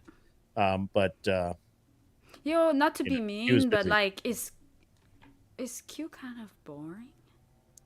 I'm sorry? I mean, nothing against Q. He seems like a super nice guy and all of that. Like, I would totally go and like have a drink with the guy and hang out. But on the show, like, he's pretty quiet. Which guy? Q. Yeah. Who's Q? Q's the black guy. Oh. That was sitting next to Brian yesterday. That spends a lot of money in product. So anyway, I don't like Q that much. I think he's okay. He's fine, but he's just, I don't know. It's funny. I think it's funny he calls himself a relationship coach. Yeah. I think it's funny that he's, I think it kind of strikes me as funny that he's so quiet and non-confrontational and basically he only calls people out in basically he's made to. He really doesn't do it otherwise. And he just doesn't seem to get into the mix that much. One thing I will say that Brian last night, and this just may be the new thing. This may just be the newest thing is that, apparently Rollo Tomasi got demonetized yesterday and he's claiming he doesn't know why. Maybe that's true. I don't know. And it wasn't even Rollo. It was Access Vegas. Oh, it was Access Vegas. Well, they have strippers on, so that could be it. And they're drunk and high the entire time, and you can clearly tell. Yeah, so that could be, I don't know. Anyway, so Brian's kind of freaking out about it. And he was like, I think he was actually really mad because normally he'll chide a little bit about some of the TTS stuff that comes through, but he seemed very upset last night. The way you reacted to your super chat, I was like, Grid is not gonna like that. Well, I mean, come on. That blonde chick had a jawline that looked like Joe Swanson from Family Guy. I mean, that was hilarious. Like I'm serious, man. I was calling Wang from my couch, like I don't know. I don't know what's going on. Can I ask a dumb question real quick to show you how out of the loop I am? Yeah, man, absolutely. The Asian girl he has on there, I think her name's Madison, yeah. What's with the helmet? Does that mean something? Like, I don't understand. No, it's just funny. It makes people talk. Is it like a World War? She's literally just a prop on the show, man. I didn't know if it had like some symbolic nature that he was trying to send code to his audience. It kind of is because people. No, that was from old for like pranks that he used to do back in the days. They had those, and one day she decided to wear it, and everybody started talking. And because you interact with the chat, it boosts the algorithm. So she just kind of kept on. Oh, okay. I didn't know. I thought I was just missing the joke or something because I totally didn't understand. Well, it kind of is because people don't know the difference between World War I and World War II. Ah. And so every time, like he has like his security guard dress up in a Chilean army costume, and people call him a Nazi and stuff. I got you. And Brian's like, no, that's not what it is, guys. And so it's kind of, he's still kind of pranking, right? Like he's a pranking guy. I mean, he came from pranking, and he's still doing it. Gotcha. I think Madison is also like has some weird thing about her head or her hair or something. I don't know, some Asian thing. I don't know. And Chat made that up. She's fine. Chat made it up. Whatever. Yeah. But they also have a because she's always wearing a hat of some kind, like always. Are they like dating or something, or no? She has like a boyfriend. Oh, she has a boyfriend, and she has a and her boyfriend was on the show at one point. I forget which, like, it's episode 45 or 50 or somewhere along in there. He was on the show long time ago. They did a stream like on one of the Clips channel, and Frankie showed up. Like, well, he was actually on the show. Yeah, but like, he was on there 2 weeks ago. Oh, really? Yeah. Yeah. Okay. We were testing stuff on the Clips channel at like 1 a.m. She's an employee. She does all of the prepping of the while Brian's running around like an idiot, trying to get cameras straight, and because he does it all himself. I didn't actually realize this. Josie told me this. I've had this backed up by a couple of different people as well that have talked, that have been on the show, and he is such a control freak. He does everything himself, or as much, like everything physically possible. He does it himself. Or micromanaging, if you do. Very micromanaging. So she's kind of like a mascot. Would you say, is that kind of like her role? No, she briefs the guests. She briefs the panel. Oh, like a producer. She gets them to sign the waiver. She tells them where to sit. Gotcha. She makes sure that their clothes aren't going to fall off in the middle of the show.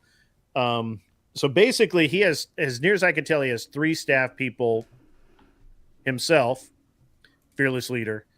He has Madison, who does all of the personnel stuff, and Nick handles all of the behind the scenes back end, and Brian does everything else. Yeah, I do think Brian does a lot of the back end. He probably gets in Nick's way a lot, but because Brian had to train Nick. So right, for everything, he tells Nick how to do it, and Nick has to remember. But like the person who has to come up with the way of setting up something new is still Brian. So Nick executes.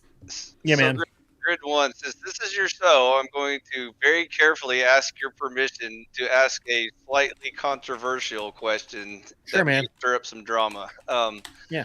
My very, very limited knowledge of At Whatever is about 2 or 3 episodes that I've got so far, and I kind of got the gist of their message. From what I know, the Madison is one of the icons of their show. She's well known, well respected, and I believe she did an episode in which she informed everyone in her audience that at 18 years old she had a body count of 8. I think is what he said. And so I found that information interesting, since the entire point of the show is to shame women with high body counts. And so I was wondering your guys' thoughts on this topic. So you'd have to go back and watch the first show that she was on to really get an idea of it. Her first show on, she came in with a couple of her friends, and they were her friends were still pretty degenerate, and they're like, she got red pilled this weekend, and she had actually just met her boyfriend Frankie, and he had basically red pilled her over the course of a week or weekend or whatever it was, and she like changed her whole life, and they've been dating ever since. And so she'll freely admit that she was a degenerate. I mean, she doesn't really admit it anymore. She did admit that, hey, I have a history, but now I don't. Now she's going to marry Frankie. That's it. The end of the day. That's the story. So it is pretty nuts. I don't hold it against her. I think it's fine. Look, if that's your perspective to say, hey, she's no good at all. She had, all of this, she had 8 guys before she was 18. Cool. That's accurate information, and you're welcome to feel about that any way you want. It doesn't affect her. Probably the only she's women on that show who didn't lie about it, besides the virgins. So maybe, but the but at the end of the day, she's in a committed relationship. It's over a year. I think it's over a year and a half now, and it seems to be going strong as any relationship in California could possibly be. And I just I don't care, I guess. And I don't know why anybody at this point would. Now, if she started dating again, I think that changes the dynamic, because now she's 9 at 19. It sets a bad precedent. So, I think you'll agree that most people, no matter what room you're in, don't like the openly hypocritical types that everyone hates and loves to call out. And so I think they're kind of setting themselves up when this is like public knowledge. And so I'm all for the redemption story and forgiveness, and Sure. we're all flawed and we all make mistakes and that sort of thing. But if you're in one breath, shaming all these people and saying you have the higher standard that they should, strive to achieve, yet meanwhile your, number 2 Employee, right yeah. hand is, pretty much in the same boat, then it's kind of hard to like judge from that side of the room. You might as well just put them all together on the same side and say, some of you made more mistakes, some of you made less mistakes, but maybe there is a better path or whatever. But anyways, that again, I've only seen like 3 episodes, so I really don't like Sure. the nature of the show. But I personally kind of I didn't like Maddie at first. I thought that she was I kind of thought she was really being kind of fake, right? Like it just seemed to be too much that she went out with this guy over a weekend. He red pilled her, and now she's like turned her life around, right? But we're a year and a half in, man. A year is a long time to fake something. You know what I'm saying? Like it's and like her dad. So I tell you that another interesting thing is, her dad was on the show at one point, and she had to say her body count in front of her dad. That's not her dad. But still, that's not her dad. That wasn't her dad. I don't know if it was her dad or not. Because I used to watch a Gladiator, and I kept up with a few of them, and I know that guy only had a son and divorced once. Why did he claim that's his daughter? Because Brian likes to make content. He made that up just for drama. I don't know about that. Holy crap! What kind of world do we live in? Unless there's a kid I wasn't aware of. Yeah, I'm gonna trust Maddie and her dad on this one, because he said it on the show, and he was very. I'll ask her next time I go on the show. I'll ask her one-on-one. He responded like he was her dad, because if an actor wouldn't have that much concern about this woman's life. But anyways, I don't know. And there's some other things too. Anyway, that's some high level acting if it was fake. But anyways, go ahead. For a guy who got paid to get hit by tennis balls. Rachel was on nip slip duty. It's a mom reflex. That's true. Rachel, if you wanna jump on, feel free to DM me or Grid on Discord. Clover Tack sent $5. Just gonna make Grid read this. Pretty chill chat tonight. It is a pretty chill chat. Normally the chat moves too fast and I can't actually watch any of it. So I'm actually was looking for one. Somebody sent one. Someone said something about Brian getting sued. He's been sued a lot, actually. Grid, only read the super chats, remember? Yeah. I Ka-ching. that's coming because I've actually got my monitors up and I won't be able to see the supers when they, or I won't be able to see anything but supers once I'm on Streamlabs, because of the way it's laid out. Anyway, the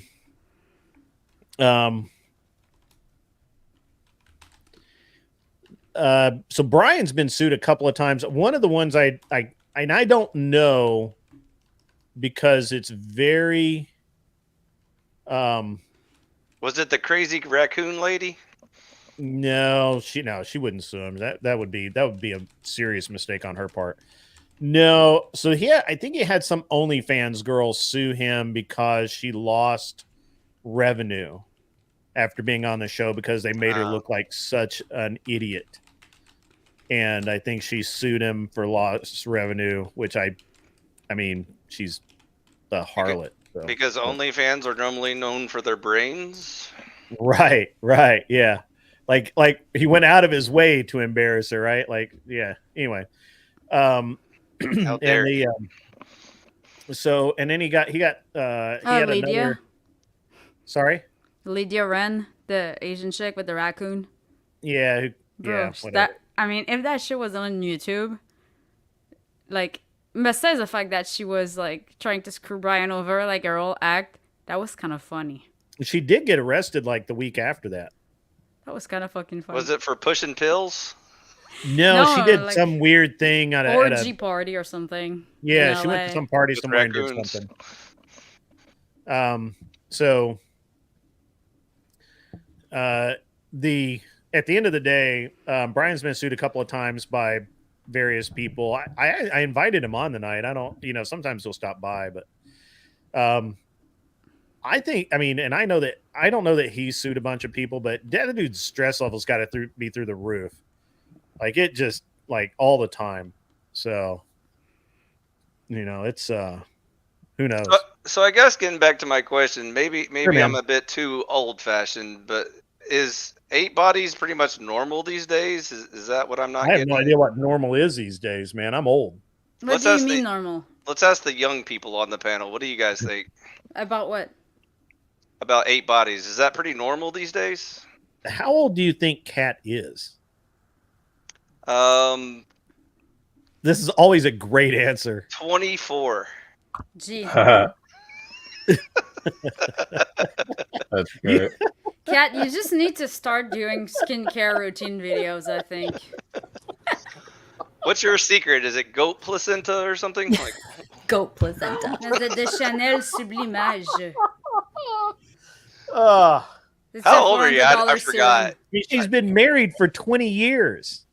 And kids. So you're That's like a kid's part. 40s or something? Yeah. Okay. Yeah. Well, then you're not one of the young kids. I was asking the young kids. They're like right. up here. It was funny because I knew when you said that, I knew exactly what you meant. You meant, Kat and Josie. Yeah.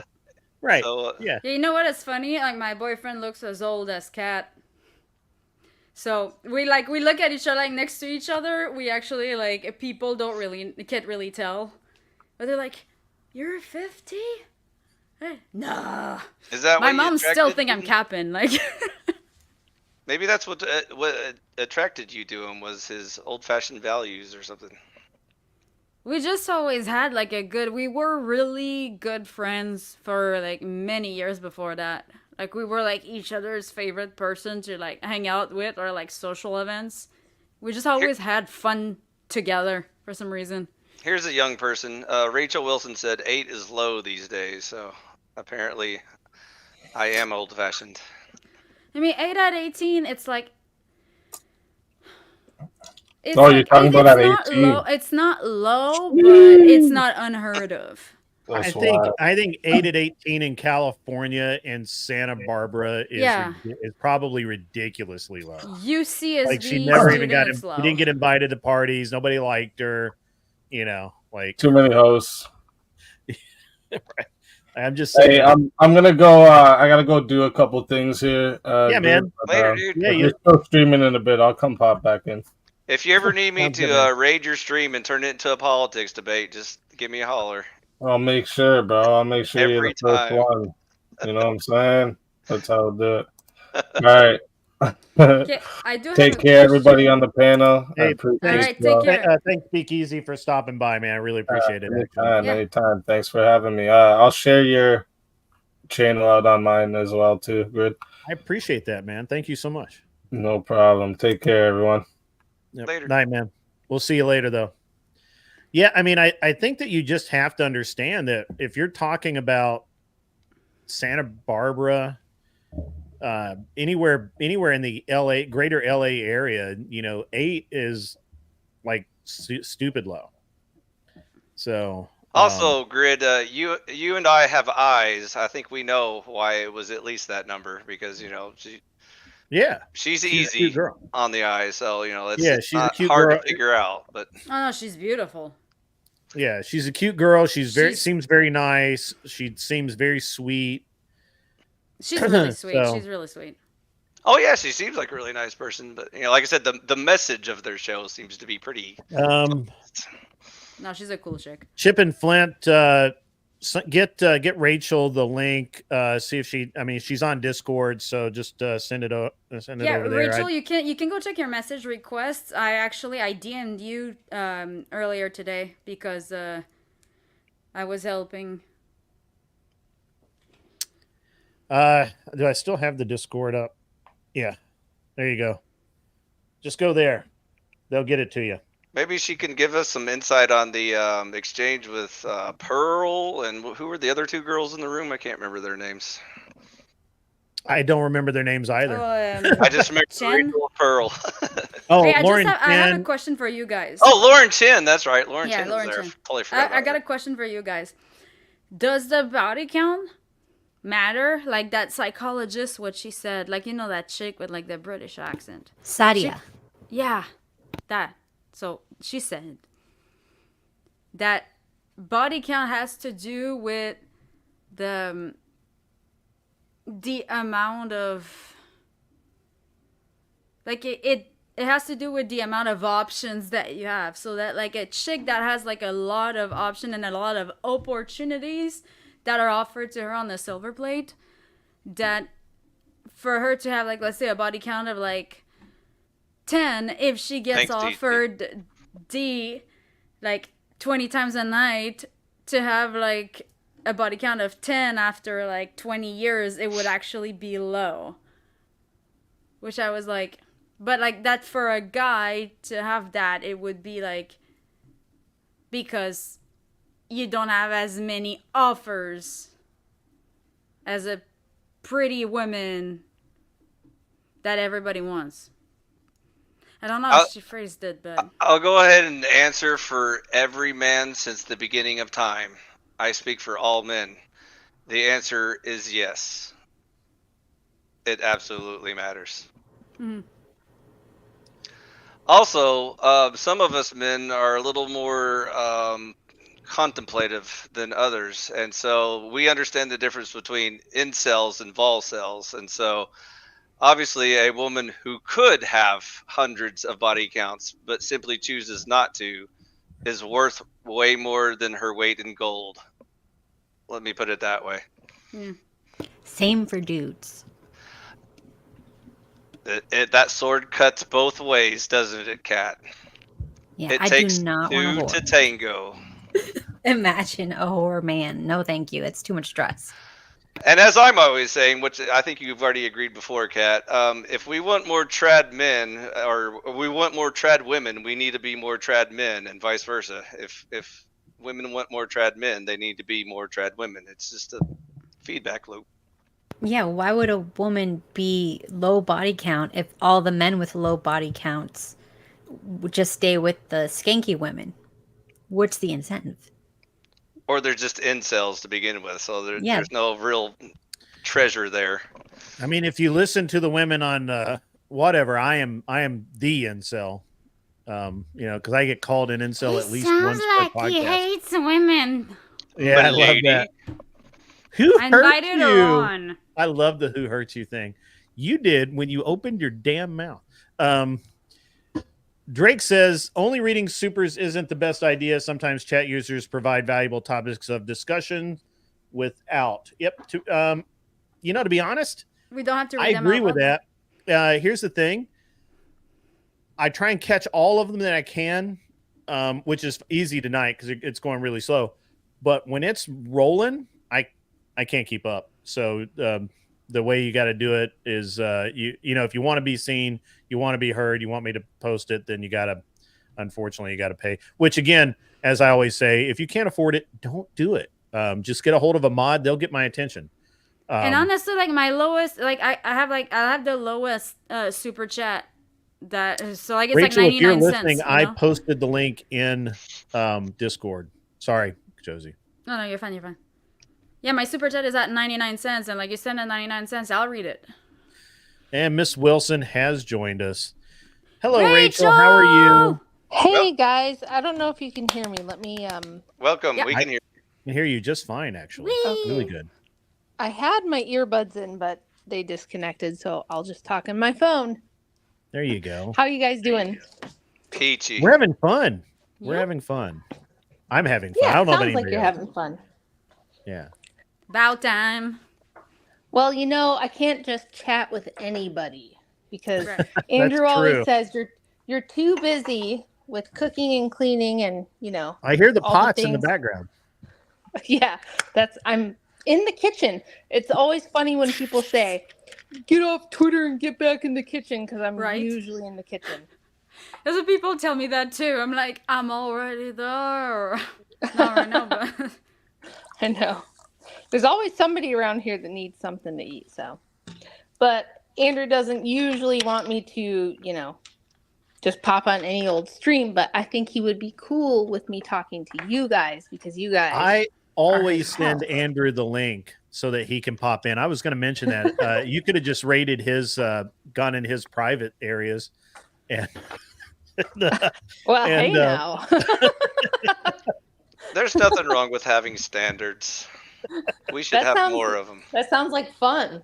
I always because I feel like it's not that I feel like I owe Andrew. I feel like that Andrew's done a lot for me. So the least I can do is just give him. You know, I try. I don't always remember because sometimes I get busy, but I always try and send him give him the link so that if he just wants to randomly pop in, he can do that. Yeah. And and I'm totally okay with that. And then also I do the same thing with Brian. Brian's always too busy. He's only ever popped in one time, although he did pop in the chat once and said like 2 things and then left. So because I asked him. I am officially outnumbered up here. Yeah, Well, it's a me lot and of Phil- women up Phil and I here. are- It's I got a lot your of back, women. brother. Yeah. It feels See- weird calling you Grid1 because you have been such a big Andrew supporter for a while now that I Yeah. feel like I should know your name, but I know we don't want to dox you, so I will just call you Grid1. But you've been super supportive of Andrew ever since probably his first appearance on whatever. So the feeling is totally mutual. He has like pretty big respect for you. So I think I told Andrew this when Andrew first came on. I didn't like him because he just sat there and he looked miserable. yeah, And- that first episode he was just kind Yeah. of getting his bearings, I think. And then Didn't that's what I we think- argued about that like 20 minutes on Discord, and I was like, just give him a shot. I'm telling you, Yeah. he's good. Yeah, Beaten Cheeks was like Andrew Wilson's my man, and I'm like, your man sucks. He's like, yeah, I don't know about that guy. I'm like, trust me, trust the process. Give Right. him a shot. By the way, Rachel, I don't know if you've heard me say anything negative about Andrew, but if you have, just remember my love is a tough love. So I treat all humans equally. So there's nothing personal in anything I say. Well, I don't know who you are, so it's I'm not fine. I don't know He's about it. still I'm I-Fi. He actually debated me once on verbal combat, and we were arguing about government and stuff. And so I've encountered him before. So he probably wrecked you, is what you're trying to say. It depends on how you see it. Okay, so he wrecked you. Got it. Great. But but just so we're clear, as Grid1 was bringing up earlier, sometimes it sounds like we're attacking each other like really to the bone or whatever.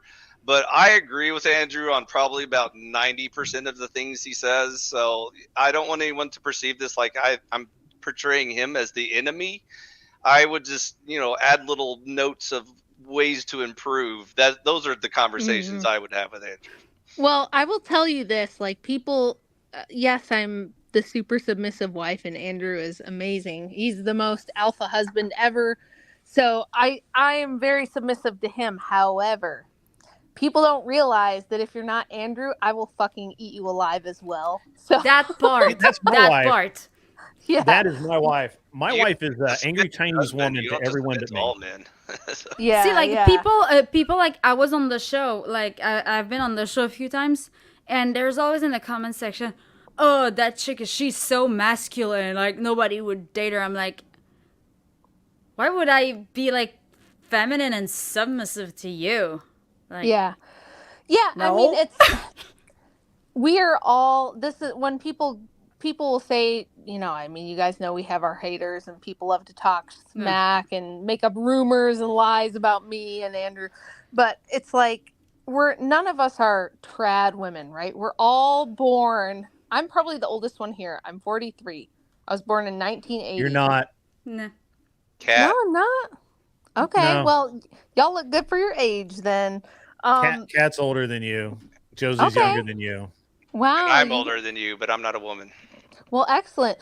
But what I always say is like none of us are trad women, right? We're all born in this feminist ethos where we grew up swimming in the feminist water, and you have to deprogram it. Like none of us were just born trad. We just we didn't grow up that way. We weren't programmed that way. So people don't understand that it's like when I met Andrew, we actually bonded. Like our first date was me and him arguing politics and talking about it. We agreed on probably almost everything, but that was like our That's- first date was staying up that's all legit. night arguing about politics. And Based. this was like 2007, so it was a lot of foreign policy stuff Oh. with all the war crap and all that. Yep. So like he thought it was cool that he met a girl that wasn't like a dumb stripper who didn't know anything. He was like, "Wait a minute, you know who the Secretary of State is?" And I was like, "Yeah, of course I do. What's wrong with you? Like, why wouldn't I know that?" He was like, "Oh, it's just, he was used to dating hot bimbos, and I was like a totally different type than he would normally date. So we just stayed up like all night talking about I like Andrew better every financial minute. policy and the Federal Reserve and like all this crazy stuff. So Yeah, I we think both- with Andrew, like you kind of, I mean, you wouldn't need like a woman who can kind of take it. Like the kind of jokes that he makes sometimes. Like I Yeah. wouldn't see someone like all sweet and like So the that's dry humor actually- jokes. I tell yeah, they'd people probably cry. Yeah. I've told people that my whole life that I always had to have really strong women because I would just run over Yeah. your average woman. Like I just run them over. They wouldn't even they would never have an opinion. And so like my wife is like a ridiculously strong woman. She is fully capable of living life without me, which is awesome. But she submits to me. We're married. We've been married now for 19 years and everything's great. So Yeah. I love that. I love hearing that because I think being online, people get so many preconceived notions about who you are, especially how popular Andrew has gotten.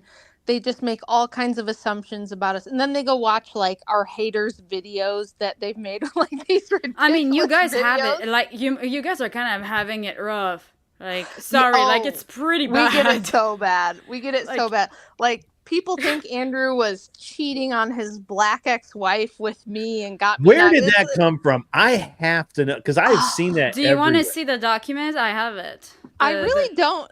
So these two women, I don't even want to say their names, but these two women who are known liars, known drama streamers, they're being sued by other creators for making fake videos, defaming people. They got paid money to make these bullshit videos about us. So what they'll do is they'll take maybe 5% of the truth and then blow up the other 95% to create this like whole narrative about your like they went back to 1997. They're like telling people what Rachel was doing in 1997. It was, No, in 91 actually. oh, it was crazy. I was Yeah. sitting there watching and going, what? What on earth? Humans and their drama. Oh, it was They so love it. crazy. And it was Andrew and I were like, we're appalled, but we're also laughing because they got everything wrong, just like everything wrong. And they're As like, if, we have like, documents, and they're showing you like fake documents and saying it's real and all this crazy stuff. So The bigger Well- your audience, the more enemies you're gonna make. So you're just gonna have to buckle your seatbelt. the for document sure. might be real, but I mean, Andrew Wilson, that's kind of common. Like, I'm pretty Yes. sure there's more than one. Yes. And my name also is very common. So Yeah. there are whole Kiwi Farms threads about me that aren't actually me. Like, they found some other poor woman that she doesn't even really look like me. Honestly, the only thing that we have in common is like this long blonde hair.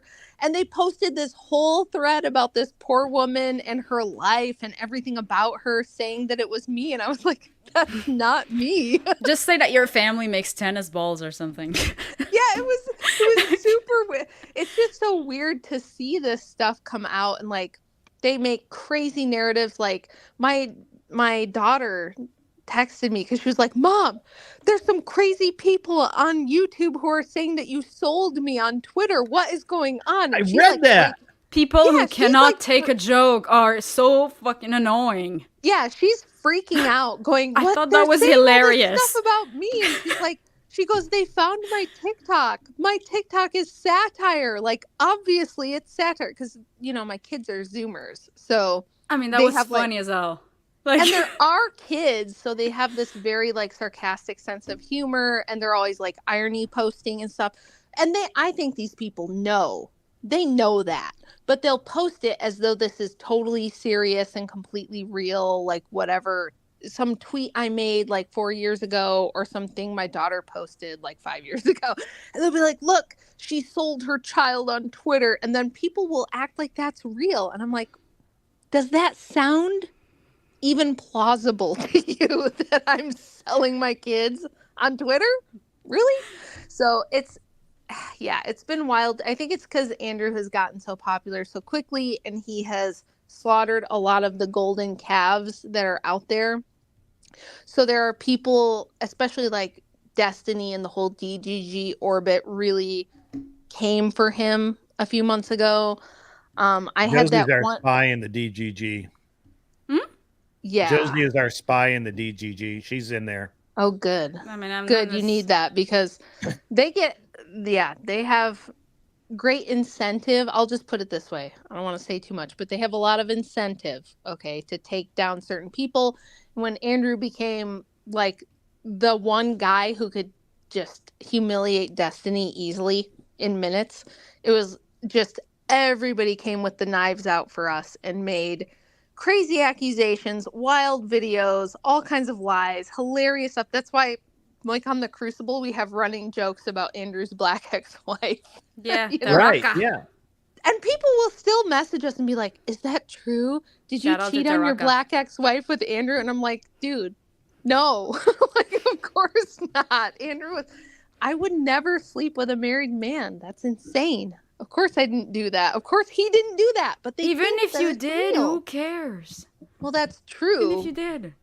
But that's true, but it's very frustrating. That's why on whatever, like the second whatever I did, I just addressed it because people make assumptions, and I do understand why they would make the assumption about me. They just hear, "Oh, she has kids with 2 other guys," so they assume like, "Oh, she must have been like sleeping with everyone and just getting pregnant with randos." And of course that's not at all what happened. I've been with like 3 people my whole adult life, so it's not like that. But I understand why people would assume those things. So after months of people speculating and making up wild stories, I was just like, all right, I'll just address it because maybe they'll shut up. But a lot of people don't. A lot of people are just going to still continue to make up wild, crazy stories about my life. So Yeah, I think that the whole like don't date a single mom, or if she already has kids, that's a L to be the guy who stepped up kind of thing. I think it was mostly targeted for towards guys my age, as like you kind of starting to date for marriage, and like they were just I know that the left was like shaming guys who wouldn't step up to the plate, and a Yeah. lot of guys like my age, I remember like being 25, a lot of my guy friends were dating women in like their 40s. Some of them have like kids that were, you know, Yeah, I older.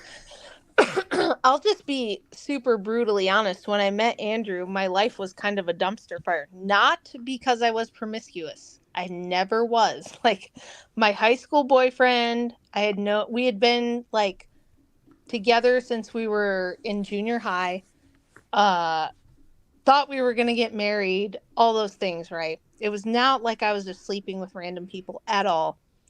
And the thing about it is that he's not a public person. And I'm not going to come out here and tell all his business and put his deeply personal stuff out there to satisfy internet trolls. I'm just not going to do that. I They're appreciate never that. gonna be satisfied anyways. So. No, they won't. They won't. They'll still just make up shit. But it's like there was nothing going on. So people are going to make up whatever they're going to make up.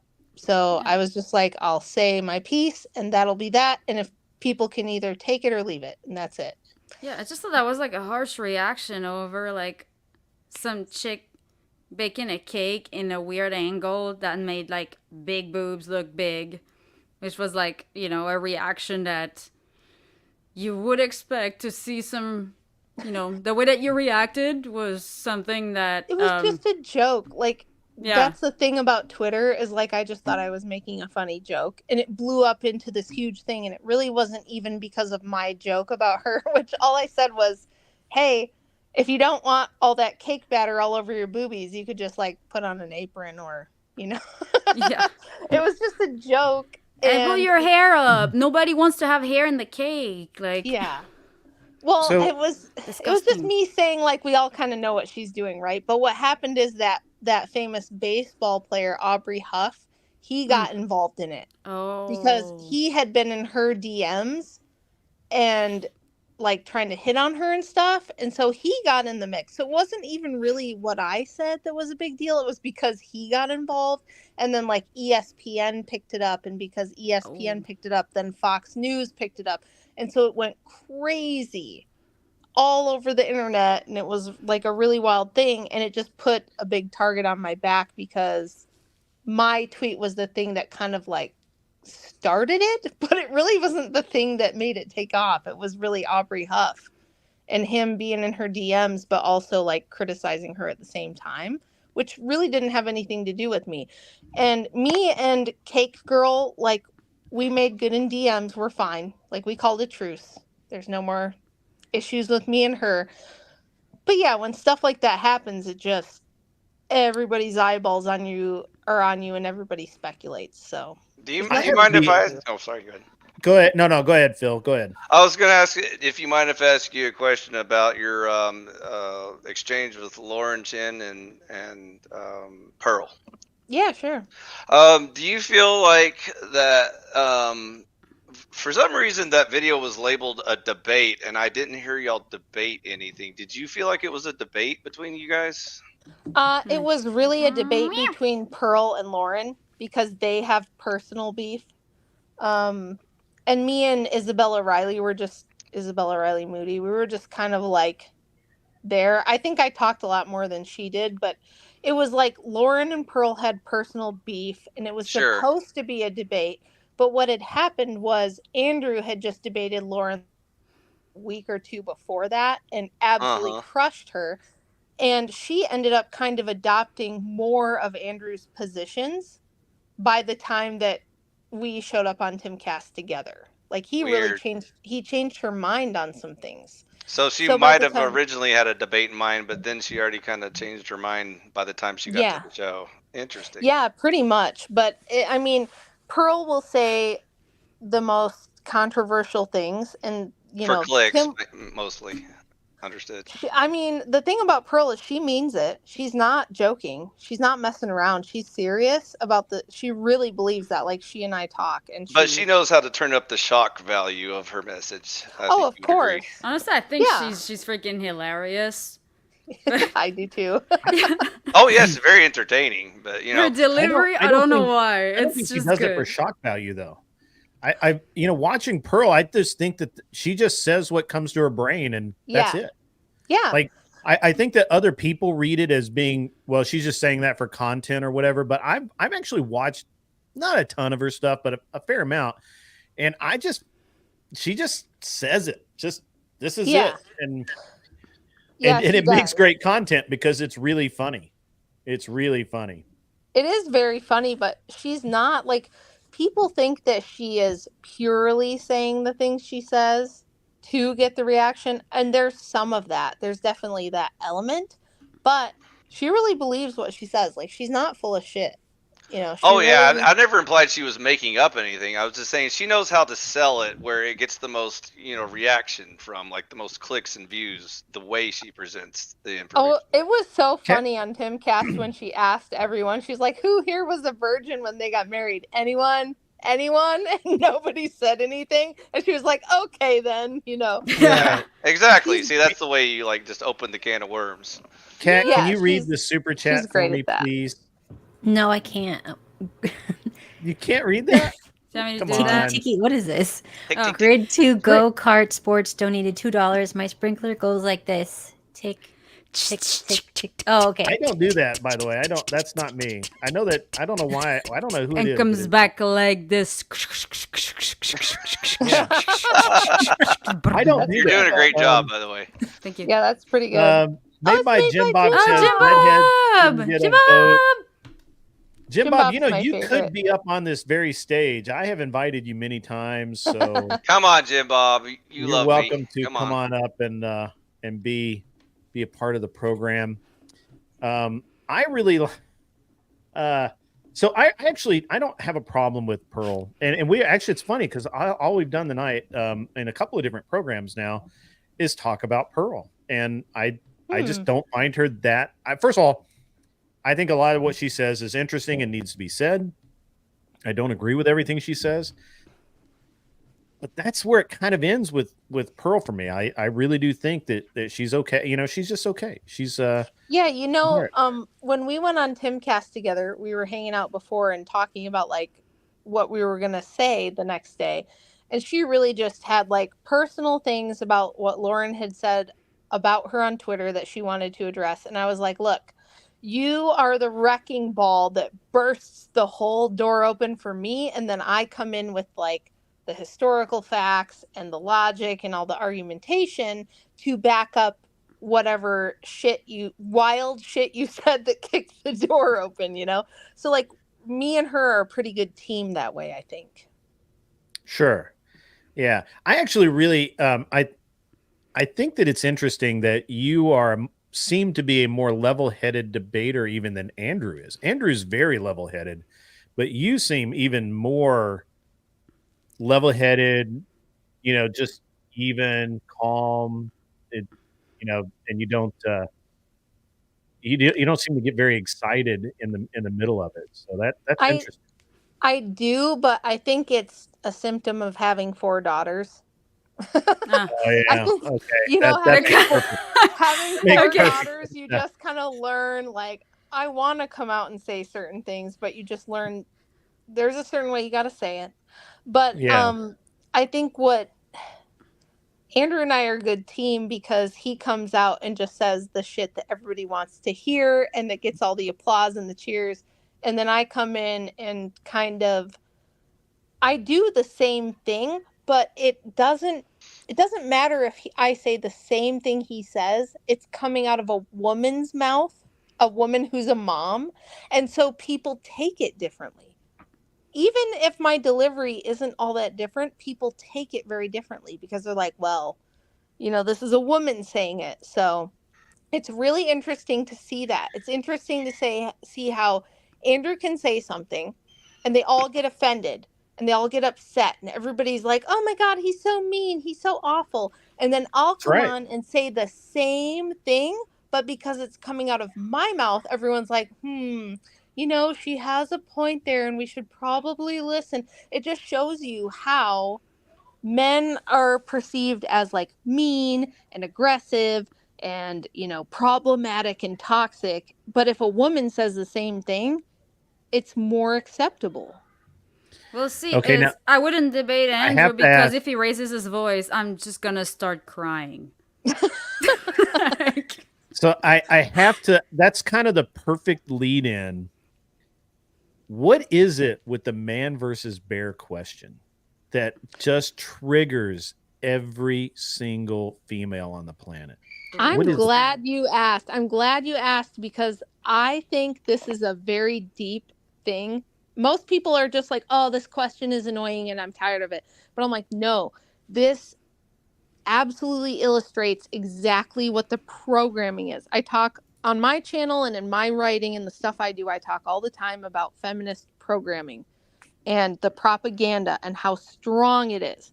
Women, and this is something that the feminist movements have done since the 60s, is portray men as abusers, as bad people.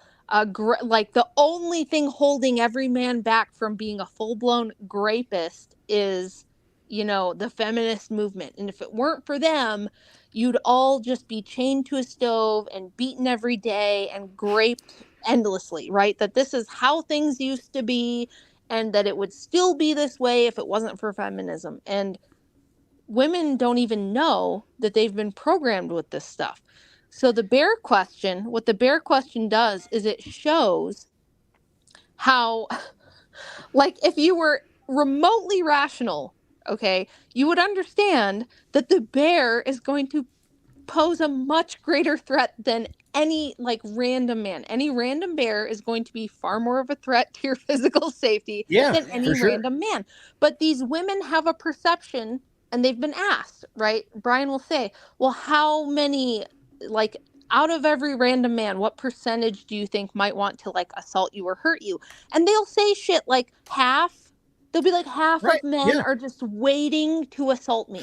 Half of men are just out there waiting to victimize me. And the only thing holding them back is the law, right? Which is totally insane. I have a piece I wrote on my Substack going out over the last 45 years of data from the federal government on this very question, proving that men are not the threat. And by far, your married husband is the least threatening to you of any man. But women don't think that. Their perception is every man is a Ted Bundy just waiting to get you. And where does that come from? Well, it's not borne out in the statistics. It's not there in the data. And it's not even there in your personal life. Because how many random men do you encounter in the first 20 years of your life? Thousands. Yep. Okay? And you're not getting raped thousands of times. You're not getting assaulted thousands of times, or even hundreds of times, or even dozens of times. Okay? So imagine that by the time you're 20, you have random encounters with 2,000 male humans. Now imagine that in the first 20 years of your life, you have random encounters with 2,000 bears. You wouldn't make it that far. How do you think that would go, right? But you're not going to make it that far. So no, they don't think that way. These younger women, they don't think that way, and they're operating purely off of programming and propaganda that tells them men are dangerous, scary, toxic, just waiting to abuse you. And they fully believe it. They do. And I just want to understand the whole bear thing. Do they think that maybe you're in the woods, you come across him, and maybe the motherfucker was just hiking or some shit? You come across a man, okay, you're hiking, maybe he's hiking too. I don't know. Maybe he's a park ranger. Yeah, could be. So I go mountain biking, I see men in the woods all the time, and it's fine. Intel Wild sends in $2. Y'all hoes know how to prattle. I was actually going to have Kat read that, but I think watching her say hose would just blow some circuits somewhere. I just want to remind Intel Wild that everybody begged me to come on here and prattle. So that's right. I like the prattle. Intel Wild Viking Paradigm, $2. Yep, the man versus bear exposes the overt misandry. That's accurate. And so, Rachel, you probably didn't see this show, but I did a show where I had someone. I'm not going to I mean, I kind of know who it is. I've done some research, but I had someone email me back early on when I started this show that I was obviously, based on my comments on whatever and here, that obviously I hated women. And that took me back to when I was in military school. You know, we only had 2 women in the entire school. Yeah. And they both told me as a young man, I think I was maybe 16, 17 at the time, that it was obvious that I hated women. Yeah. And I'm like, what do you mean? What do you mean I hate women? And I'm like, what do you mean? And what, and it was just that it was because I stood up to them and I didn't just accept what they said, which is what we were taught to do at school. Like I'm literally being taught. I'm in a military school. Yeah. It teaches young men to be commanding and to have a commanding presence and to act in a certain way. And I was very good at it. And because of that, I obviously hated women. Yeah. And it was the craziest thing. And I'm like, it didn't like scar me for life, but it made me like, do I hate women? Really? Do I? You hate low quality women. I love my mom. I love my grandmother. I love all these people. And it was very interesting. But it was, and I later in life, I figured out that so one of the women was basically like a kind of a social worker type, and she actually worked for the school. The other worked for the, I think the county or the state, and was basically part of the licensing board. They came out to make sure of course that the school was operating properly. Social service.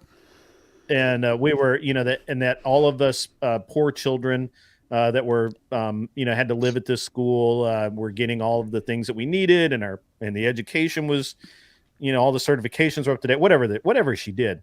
And and that was the one that actually told me that I obviously hated women and had a problem with women.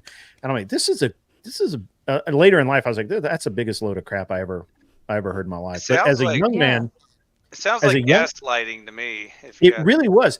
It was that here you have a young man who's a leader. I was the team leader at the time, and that I'm doing all of the right things. I'm gaining ground at my school finally, because when I first went there, I was like terrible. Like anytime you start something new, you're terrible at it. And I was finally gaining ground. I was finally getting a little pride, a little, like I'm going to be somebody. And then here comes this woman. You hate women. And the other woman agreed with her. And I'm like, and these are the only 2 women within like 10 miles, right? Yeah. So, so it was very interesting. I have a ton of streams that I've done on my channel about this phenomenon and where it comes from and where that mindset comes from and the programming. So, like, I have this piece on my Substack. It's called 45 Years of Data Proving That Men Are Not, abusers, or something like that. Yeah. And it goes over the National Incidence Study, which is the most comprehensive data that we have. It's part of the Department of Department of Health and Human Services of the federal government. And it's not just like CPS data. It's CPS, but also all of the other agencies that are supposed to report any type of abuse of women or children. So emergency rooms, women's shelters, kids' school counselors, all these different entities that might be reporting this type of data. It's the broadest data set we have on this. And it clearly shows that not only are men not the threat, but that women actually tend to be more abusive. So when women do have a monopoly on force, so when they're like, teachers, juvenile facility counselors, women's prison guards, things like that, in the places where women do have a monopoly on force over other women or children or other people who can't just physically oppose them, women are much more abusive than men are. Yeah, I think that's right. And the reasoning for that is a couple of things. It's women are just more prone to emotional volatility. They're more prone to mental illness. And women don't grow up doing the rough and tumble play that boys do, which teaches them the boundaries of like physical force. You know what I'm saying? That's So like true. it's this whole in-depth piece I wrote just to explain and flesh out this phenomenon and show and demonstrate with the data that men are not these toxic, awful abusers, but this is what we've heard from the 70s. And the reason is because women's activist groups, feminist separatist groups, these radical weirdos who are in universities have just been like, they'll give you this statistic that's something like 1 in 3 women have experienced sexual assault in their lifetime. Now, people hear that and they think a third of women are getting raped, when really all that statistic means is that 1 in 3 women they survey say that they have experienced some type of SA. Now, Right. this can include things like, oh, I consented the night before, but I had had a couple glasses of wine, so therefore I wasn't really consenting. It could be I consented, but then the next day I regretted it, or it could the boundaries of what this means are so nebulous that it's almost useless completely. But people hear these statistics and they believe them. There was a widespread campaign in the 70s where they said something like 20 or 30% of women that end up in emergency rooms are there because of domestic violence. Well, that wasn't true at all. It was a totally falsified statistic.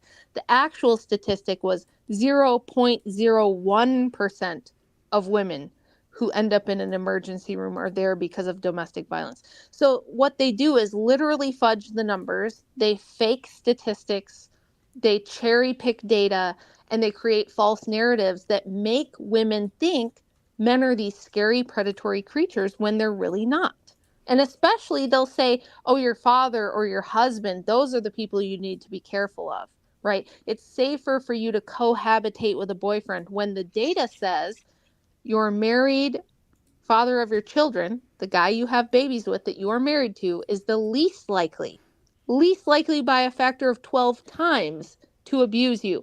Whereas lesbian relationships are by far the most violent and the most problematic.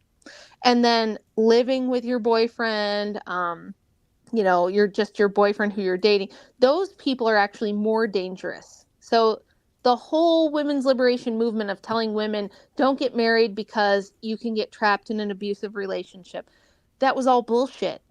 It took away the people in women's lives who are most likely to have a vested interest in their welfare, their well-being, and their protection, and bring in people like, mom's boyfriend into the situation, or you're just living with your boyfriend. Those are far more dangerous situations than getting married and living with your husband. But women have a completely wrong perception of it because we've had 50 years now of propaganda telling us that getting married to a man is the most dangerous thing you can do, and they believe it. Well, Well, good. that's the very surprising thing is that they would come up saying that marriage is a patriarchal institution.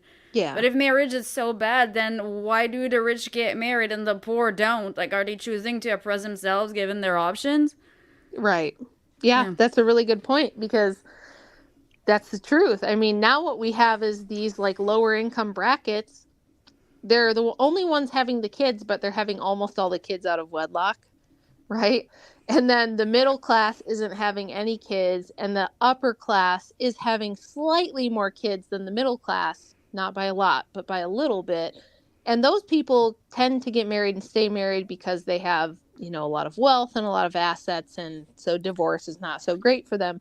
But no, this is the things that people believe about this are total bullshit, and they're it's a combination of pop culture. If you think of like the most popular women out there, Taylor Swift, Beyonce, those types of, pop Oh, culture terrible, girls who, terrible people. right, that kind of whole thing, like, I'm a strong independent woman, I can pay my own bills, I don't need a man. And then you've got like the women's studies departments, and you've got the feminist activist organizations that convince everyone that men are these horrible, violent, grapey creatures that are just waiting to assault you. It just gives these young women this completely insane idea of reality. So when you ask them, Would you rather be in the woods with a random bear or a random man? They're like, well, the bear isn't going to assault me. Nobody's gonna eat you alive. So, Right. Rachel, I want to. I've got to tell you a little story here, and I really want your opinion because I think you're going to be. I think you've got some insight into this. That's or at least you'll have a really good, strong opinion on it.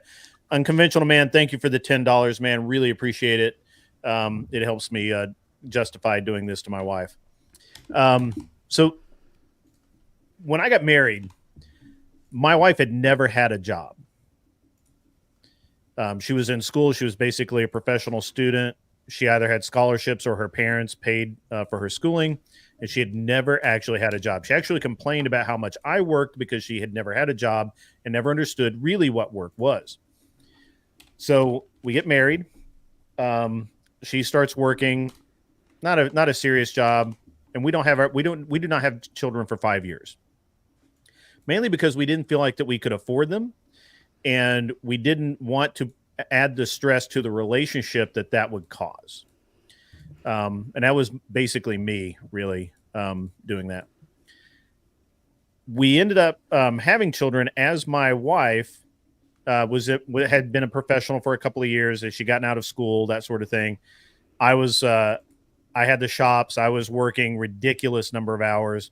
My wife took care of the kids along with her parents helped. To some degree, it's arguable whether they actually helped, but they helped. Fast forward a few more years, I'm getting ready to retire. I've done all I can do. They changed the rules of my series. I can't make money the way I was making it, and it was going to cost me a bunch of money to retool. At the same time that I'm winding down, my wife has now gotten a second degree because my wife's very energetic. She can't sit still very much, and she's very driven. So then she, right as I'm deciding, you know what, I'm going to retire. My wife's career is taking off, and at the same time, my son is at the age where I'm like, I have to take over teaching my son because I don't trust women to teach anyone really. But I don't believe women make good teachers, especially for young men. So at that point, my wife and I basically, I retired. I tried to get my wife to quit working and just goof off with me, but she's pretty driven. She put a lot of work into her degree, and she had some goals in mind that she wanted to accomplish. I said, okay, that's fine. So at that point, I become not only am I now the head of the household, I'm also running my child's education, and I'm not actually taking care of him, but I'm making sure everything gets done the way I want it done, and I'm goofing off all day. I play with airplanes, that kind of thing. My wife starts working, and she's still working, but she works at a high level. And it's an interesting dynamic because I don't have any problem with that. My wife doesn't have any problem with it. And our kids are awesome. But I've received some criticism that my wife should stay home, that why does she need to work? Well, she doesn't actually need to work. But she makes, and without going into like too much detail, she makes like, a lot. And she likes it. Even if she didn't get paid that much, I think she'd still want to do it. And I don't need her to do anything more than she's doing. And I'm glad that, her being successful does not threaten me at all. I'm perfectly happy with the way I am. So what would but we have received, I actually get it from both sides. I get it from the super trad side that I'm like, that she should be at home in the kitchen. And I'm like, well, I cook better than she does. So I'm not sure how that works out. But especially, I cook all the steak and I mostly eat steak. So that's, what would she do? I mean, there's only so many ways she can cook me green beans and potatoes. And I I just don't. And then I get it from the feminist side that my wife is working, earning money, and I'm sitting at home on my ass. I'm like, well, I made all the money to start with. Right. Like, Yeah. I would like I'm her to kind of sit at glad home you on her ass, but she won't do it. I'm kind of I mean, glad she you brought would if this I up told her to. because this is something that, we struggle with too, is people going, well, Rachel's not really trad because if she was really trad, she wouldn't be talking on the internet or she wouldn't write a book. Here's the reality. Nobody is trad. Whatever the hell you think that is, it's Right. gone. It was gone, 75 years ago. It's not a thing anymore. All of us who are born after 1970, we're not trad. The world has changed. So that's number one. Number two is everybody kind of has to do the best they can with what they have right now. I am, Andrew and I are fully aware of how the economy is. It's a two-income economy now. It's very difficult for a lot of people. And what I tell people when like women ask my opinion on this, I'll say, do what you can to prioritize your kids and make them the main priority. If you need to bring in income, try to do it, with a remote job, a part-time job, something where your kids are still the priority, but you can kind of work the job around the kids if you need to bring in money. I had to do that. I was a firearms instructor and I would teach classes on the weekend with my dad so that during the week when Andrew's working insane amount of hours to support us, I could be home. And then when he's home on the weekend, I could go teach a class and make a quick $1,000 and try and help contribute to the income because we had 5 kids. Yeah. So this day and age, you got to do what you got to do. But there's also a thing But if with you women. didn't have to, the argument is that my wife doesn't have she to doesn't work. have to, but she might be in this. I always say this. You guys probably heard me say this on whatever. I said none of y'all have any business being in college because Right. 95% of women don't. But there is a 5%. There is a 5% of women who are pretty exceptional and very talented and probably should be doing that sort of thing. And those women might also want to be mothers. And we should want them to be mothers because why wouldn't Right. you want the exceptional 5% of highly intelligent, very skilled, energetic women out there having some babies? I think that's a great thing. So there's always going to be exceptions, but I And we think just that had one. We just had one 3 years ago. So yeah, I mean that's awesome. What I say like as a broad societal prescription is just that hey, we need women having more than 1.6 babies, okay? So if you are smart, intelligent, exceptional, I would like to see you having 3 to 5, 6, 7 babies if you can do it. That would be great. That would be ideal. So I always say we should tell women have your babies early in your life during your fertile years, and then in your 40s and 50s is the time for you to be doing, the stuff I'm doing. There's a reason I didn't do this until I was 40 something years old. sure. Because I was having babies for 20 years and raising them and focusing on them and doing what we had to do to get by. And now that 3 of them are adults and there's only 2 at home and they're teenagers, it's like, oh, I have a little bit more time now than I used to, and I can do something. So I asked Andrew, like, what do you think I should do? I have a lot of options. What do you think I should do? He's like, well, you should do something with all that feminism stuff because you're really good at it. Like maybe write a book. I don't know, do a YouTube channel, something like that. And my friend Aaron Clary said the same thing. He's like, you should do a book maybe. Just give it a shot. And I was like, all right, I'll give it a shot. And it worked out. Out for him. Kat, could you read Wicked Wally's super chat? Sure. day and age if a woman I'd rather meet a bear than a female serial killer because at least people will believe I fought the bear in self-defense. That's pretty funny, Wicked Wally. Guess what? I have my own money now, so I don't need you. And I don't know why I should stay with you because I can get someone better. You know what I mean? You guys don't have that dynamic. So I think it's So fine. With my wife and I think your headphone cut out. I'm sorry. I didn't, we didn't hear part of what you said, but that's okay. I think we got the gist. I feel like that, the dynamic my wife and I have is always evolving anyway. So, you know, I've been married 19 years and it's it's never gotten boring or dull or anything. There's always something new going on. So first of all, I enjoy being married. I never thought I would be, but you know, I really enjoy it. We have a message for you. The Department of Numismatics sends in $20. Miss Rachel, the Inquisition patriarchy welcomes you. Please remind Brian I still require a certificate of authenticity for the blue-white cup. What that is. Yes. Also, would you prefer Led Zeppelin or Def Leppard on your t-shirt? Led Zeppelin 1000%, obviously. Although I do like Def Leppard, but they ain't no damn Led Zeppelin, okay? Yeah, I gotta go with you on that one. I Yes. gotta go with you on that one.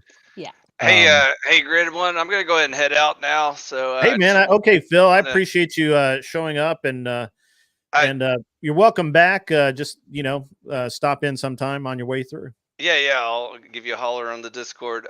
Ladies, Sure, it was a pleasure. I'll be around. Rachel, tell Andrew if he wants a rematch, I'll be available. So if he gets bored enough. He takes all comers, so if he Yeah. ever has an opening where he's letting people call into the Discord, you should probably. He's fun. I always enjoy our exchanges. So he's a great guy. Here's a little parting thought I had earlier. I noticed y'all mentioned something about strong women. So here's what I like about strong women.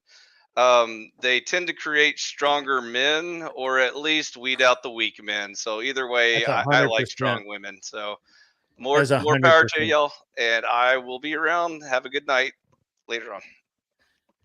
That Bye. Nice is to meet you. 100% true. I go back to I've only ever been able to date strong women for any length of time. Otherwise, I literally just run them right over. I just there, and they get really boring really fast. So Yeah, I feel like Andrew has the same thing. You guys are like the same, very similar personality type where you're like extraordinarily masculine alpha types. And so like if I am really strong physically or mentally or anything like that, Andrew's not the least bit intimidated. He's like, "Oh, that's very cute. Very cool. Good for you." You know what I mean? That's what I say. He respects it. He respects it, but he you. knows I'm not even in his universe. Like, you know what I mean? So, and for me, he's great for me because I had guys I had dated where they would say things to me like, "I feel like you just use big words on purpose to make me feel stupid." Well, yeah. You know? So like those kind of guys aren't going to love, they're not going to want to stay with me. You know what I mean? They're not going to like that. Whereas Andrew Right. doesn't give a shit. He's like, and people ask, they're like, "Do you guys debate?" And we do. We always have. I mean, now we're to the point where we're like so in agreement after, so long of working things through that there's not too Right. much to debate. We disagree on a few things, but not much at all. But early on, especially, it would be, and it wasn't like we were fighting, it was more like we were sorting out different positions. Like he would play devil's advocate on something, or I would play devil's advocate on something. And we just love that process of like working through the argument. And we're talking like, 15 years ago, we're doing this stuff. So it shouldn't be too surprising that we kind of fell into this by accident and that we both really like doing it and we're both kind of good at it because that's what we would do back in the day. Like our idea of a date night was like watching a documentary together. Like I'd make some good food and we'd watch a nerdy documentary and then we would argue different stuff about whatever the documentary was about. Because we're dorks, like, Yeah, I get that. that's My what we wife do. my wife doesn't like to argue with me because I don't have an off button and I don't have a safety switch. Yeah. So it's just either the full, blood sport, kill them all, or just nothing. Which is why I actually really don't like to debate because I take it too seriously, and I'd rather just have a conversation, to be honest, at this point. One thing is that I find really interesting. And you said it, and I really like it. With my wife and I'm like ridiculously weird. You could say masculine. I don't know that I've ever thought of myself in that terms, but I have a personality, and I have an image that projects whether I want it to or not. My wife thinks it's fucking hilarious to have somebody tell her no, or that they can't get something done, and then have me go deal with it. Oh. She thinks that is the best thing ever, right? Like, or she'll be on hold with somebody that's telling them that they can't get something done, and then she just hands the phone to me. And then and then she just stands back and laughs. She thinks I honestly think sometimes that she does it just for fun, because it's so hilarious. To her. To me, it's like, I don't know how entertaining that really is, but for her, it's very entertaining.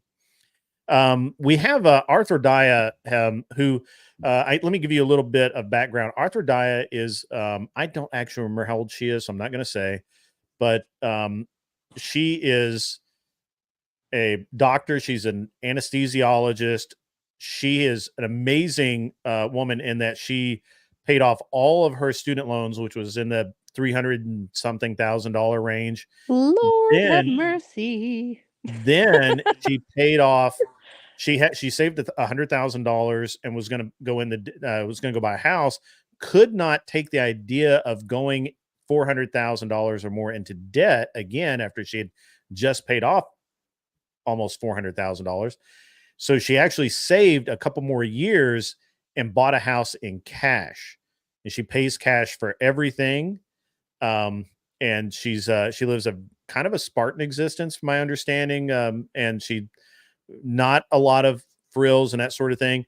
But one of the things is that she really bought into the feminist lie that she needed to have a safety net. So what she's asking you is, because she is now older, she's been in a relationship for, I think she said 20 years. Arthur Daya, please correct me if I'm wrong. It's like 23 years or something, or 20 years. But now she thinks that he's not as interested in her anymore because she is getting older. And so she's asking, can you ask Rachel the college degree career safety net question, especially when divorce rates are like 30% around age 20 and decline to 8% in the 30s? Yeah, so my opinion on this is controversial, but I think women need to be having more than 1.6 babies. I think we should be having a lot more than that. I think it's very backwards advice to tell women, hey, spend your most fertile years. And this is me speaking as someone who had my first baby at 20, my last baby at 32. It's so much easier when you're 20. Like the staying up all night with babies, the pregnancy, all that stuff is so much easier when you're in your 20s. And the older you get, the harder it becomes. Not only that, it becomes much harder if you spend your whole teens and 20s prepping yourself for a career, trying to get into a good school, going through your college program, your residency, all these things, and you get your career. Now you've got your degree. Then you have to build your career because, right, like even if you're an anesthesiologist, you're a dentist, you're a lawyer, anything like that, you got to build your practice. You have to build listening your to her career. talk about it was terrible. Like it was a great episode that when we had her on and she was talking about how much she had to work and all that. It's really eye-opening. Oh, yeah, because this is what happened with my friends. Like me and my three best friends in high school, we were all in advanced classes, gifted programs. Like we were the smarty pants kids who were expected to go on to college, have degrees, have fantastic careers, and really be something, right? Sure. And I was the only one out of the four of us that did not do that. By the time I got done with high school, I felt like school is not for smart people. School is not where you go to learn, and school is not for smart people. It's something else. They're training you, they are programming you. You're taught to do certain things, right? And by the time I was done with high school, I was like, the thought of 4 more years of school, I was like, absolutely not. I couldn't stomach the idea of it. I was like, I'll just jump in the workforce. It's fine. So my three best friends went off and got multiple university degrees, like really high achieving. Like one of them got a like a master's in music performance, and the other, like, from 3 different schools. She has $250,000 of college debt. The other one went into sports medicine, and the other one went into like ophthalmology. So they got these like really fancy, high earning degrees, fabulous careers, waited until their mid 30s to have kids. I did the opposite. I had my first baby at 20, and everybody told me, your life is over. Like, that's it. You're done. It's a shame you never did anything with all your talents. It's a shame you won't ever do anything with all of your brilliant brain power that you have. It's just so sad. I was told this for years by my mother, my friends, everyone around me. They just acted like my life was over because I had a baby at 20, like the Lord intended. Okay.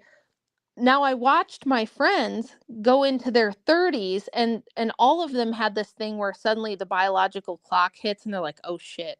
If I want to have a baby, Right. it's now or never," right? So they get married, they hurry up and try to have their first kid between like 34 and 38, the 3 of them.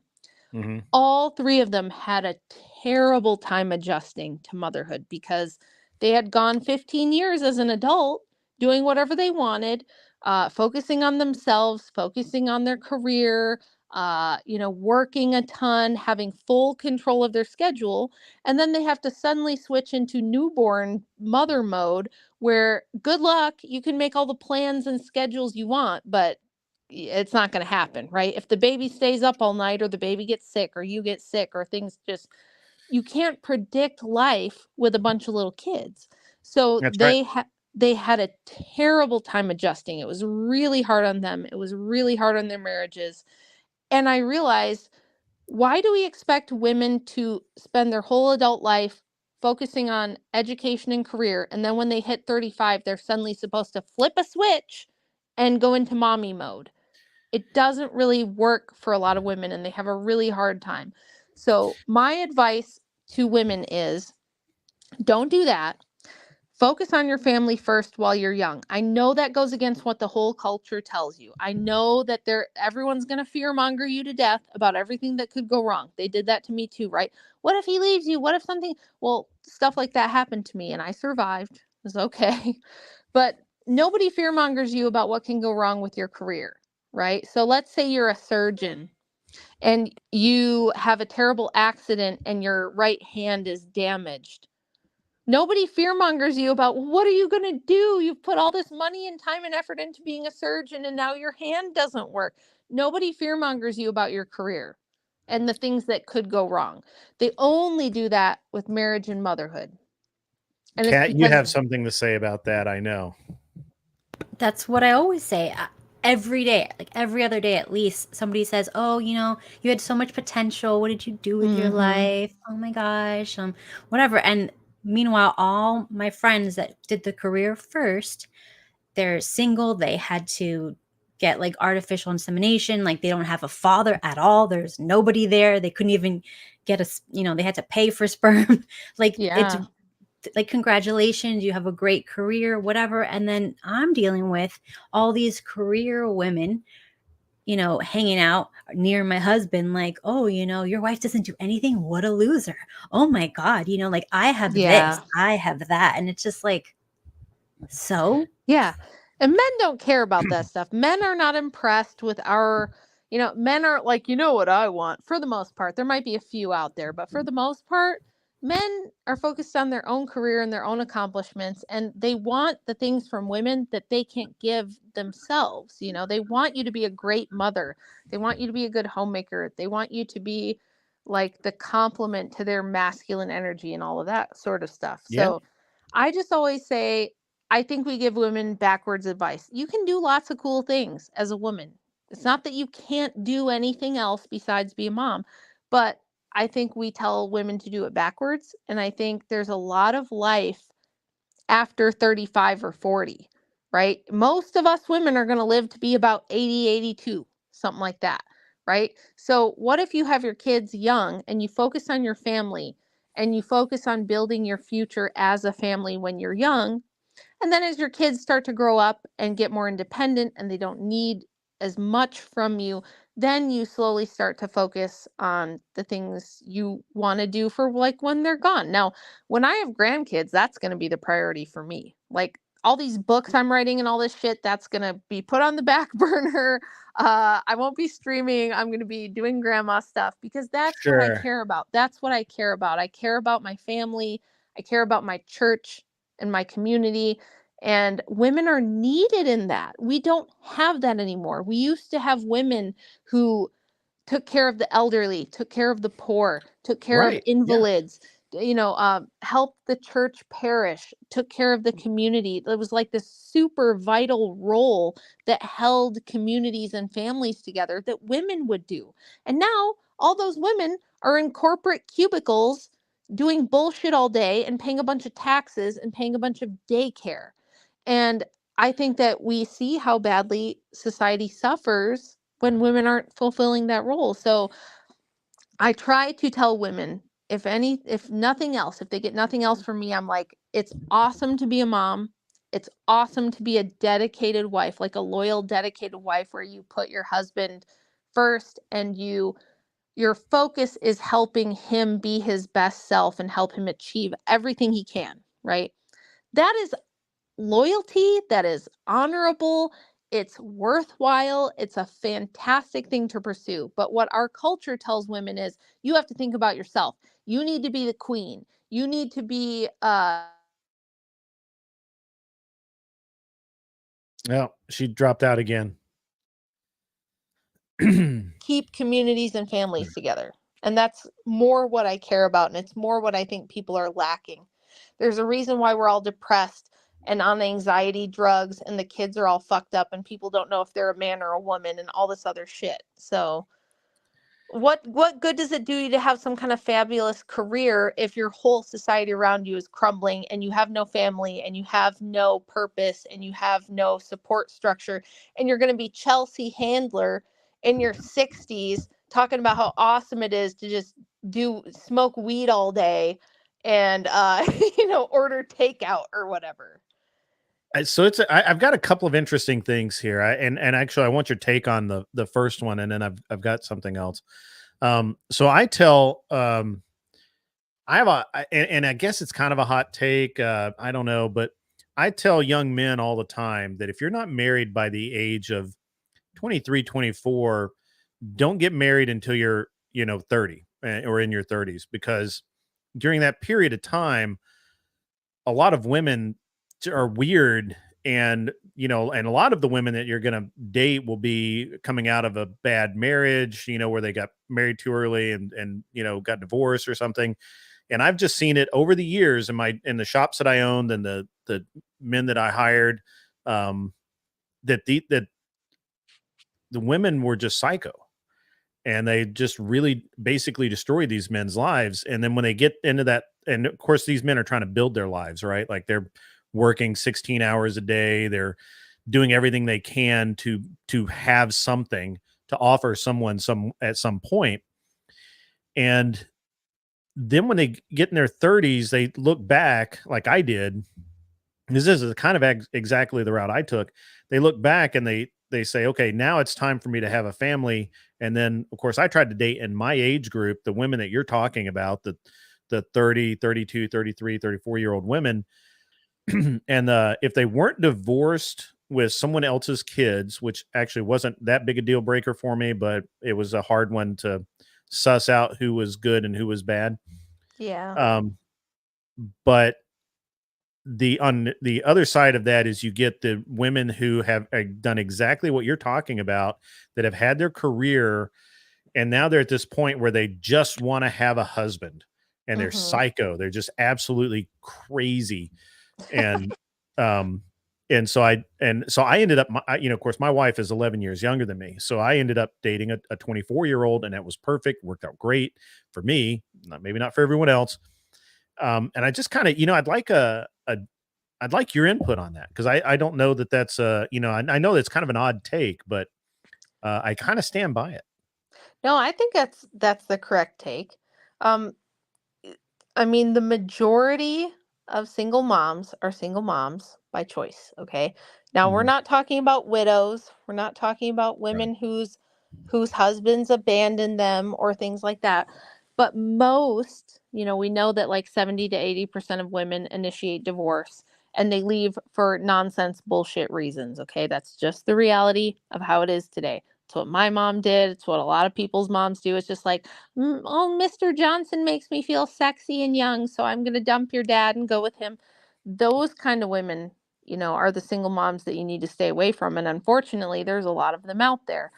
And the really super career oriented women who are very used to hyper focusing on measurable goals and achievements and doing things for myself and self-care and all this kind of stuff, it just is very hard for them to suddenly switch over to being a wife who's going to like be a caretaker for your husband and be a helpmeet for him and be very motherly. It's just, we train women to be competitive like men and chase career goals and all that sort of stuff. And so to expect that after them being good at that for 20 years, that they're just going to suddenly switch into mom and wife mode, it doesn't work out a lot of the time. Right. So it Yeah. probably worked great for you to pick somebody a little younger where she's clearly competent and intelligent and capable. Those are good things. Like this is something that Pearl and I both agree on, that we tend to be at odds with some of the other people in the space over.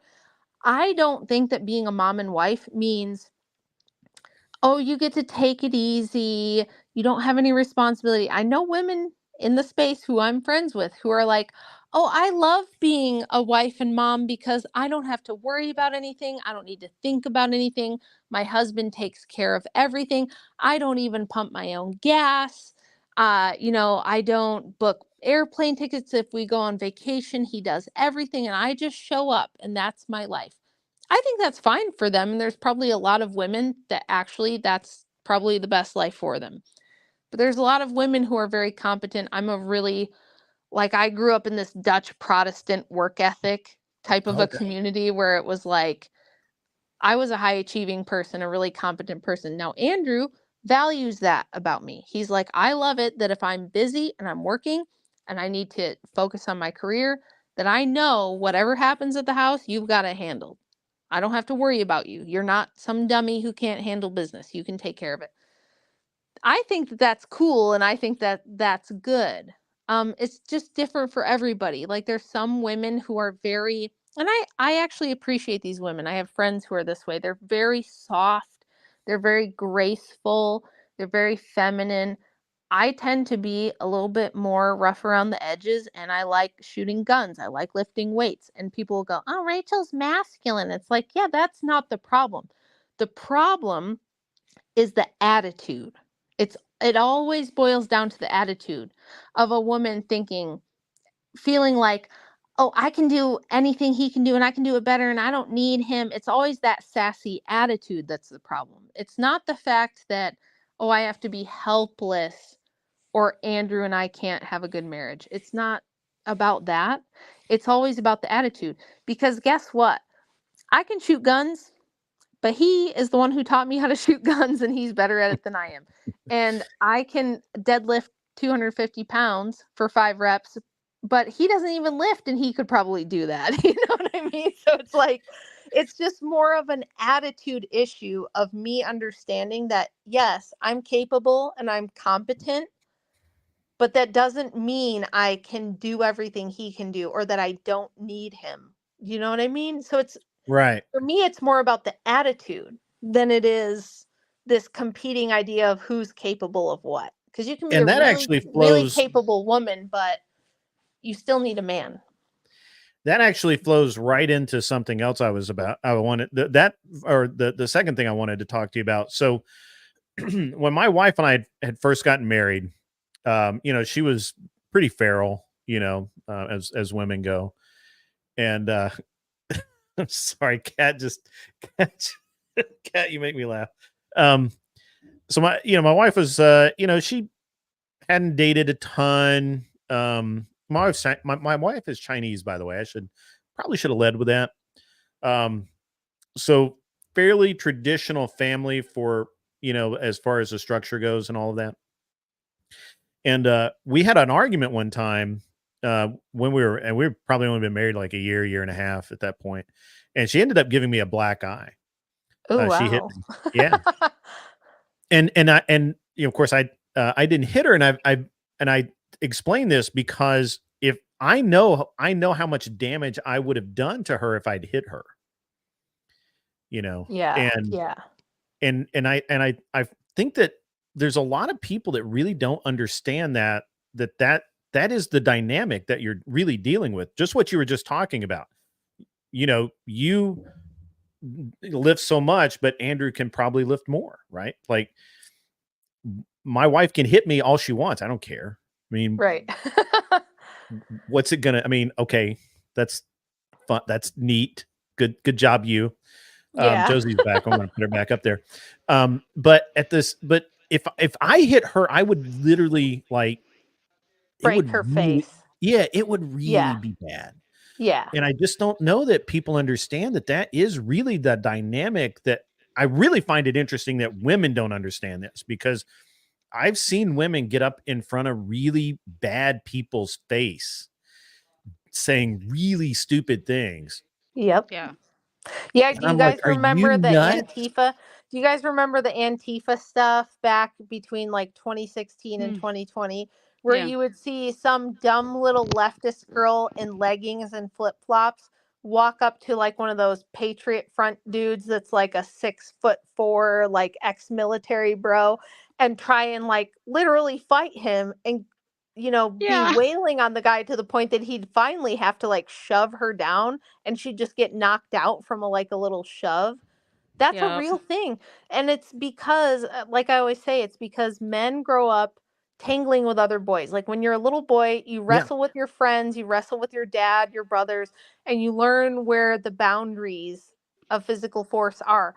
Girls don't learn that. They don't learn that growing up.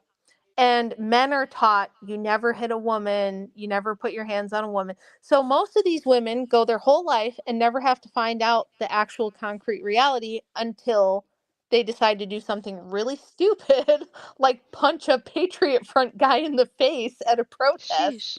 and get knocked out. So, yeah, it's like, and they Hmm. also grow up watching all these movies, right? Where it's like some 105-pound girl kicks the shit out of 10 Green Beret dudes and she doesn't even like spill her drink while she does. And they think that's real life. They think that that's how things really work Right. until they find out different.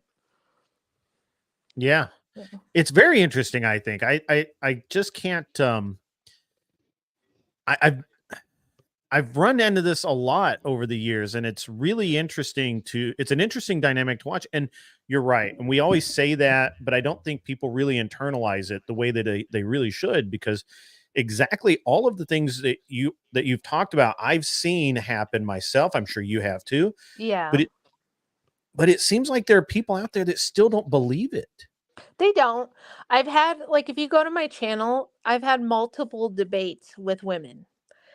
And this is one thing I wish people understood, because they'll say stuff like Andrew needs to stop arguing with 19-year-old 304 dummies, or Rachel, how come you don't find women who are smart like you to debate with? And I'm like, listen, I want you to understand this is the average modern woman. I know you don't Yep. want to believe that. You don't want to believe that that's true, but this is true. So like I debated this woman who's a Twitch streamer. Her name's Nina. And I think this clip of our debate has like 300,000 views or something on the Wow. Crucible Limited channel. And Jake Rattlesnake covered it. Like a bunch of people covered it because this woman sat there and told me, I asked her, if the entire electrical grid went down in like a huge region of the US, like say there was a big hurricane in the Gulf, and like you've got 4 states with no power, flooding, just like a Hurricane Katrina type of a situation. Sure. Do you think that the women, all you leftist women, all you feminist women, are you going to go out there and rescue people from the floodwaters? Are you going to get the power grid back up and running? Are you going to put the dams back up and get the flood water removed? And she told me, yes, we could do it. She said it might take us a little longer because, like, we'll have to figure it out, but we'll figure it out and we can totally do it because we have tools. That's what she said. And she was dead serious. She was not joking. She was completely serious. Young women who've grown up in this technological age, they grow up, it's just, I turn on my phone and my phone works. I turn on the light switch and the light comes on. I push the button on my car and my car starts. They don't think about what goes into making all of those things work. They don't understand that this modern world they live in is brand new, and it's built and invented and maintained by men, and that this whole illusion of I'm a strong, independent woman that can do anything a man can do is just that. It's just an illusion.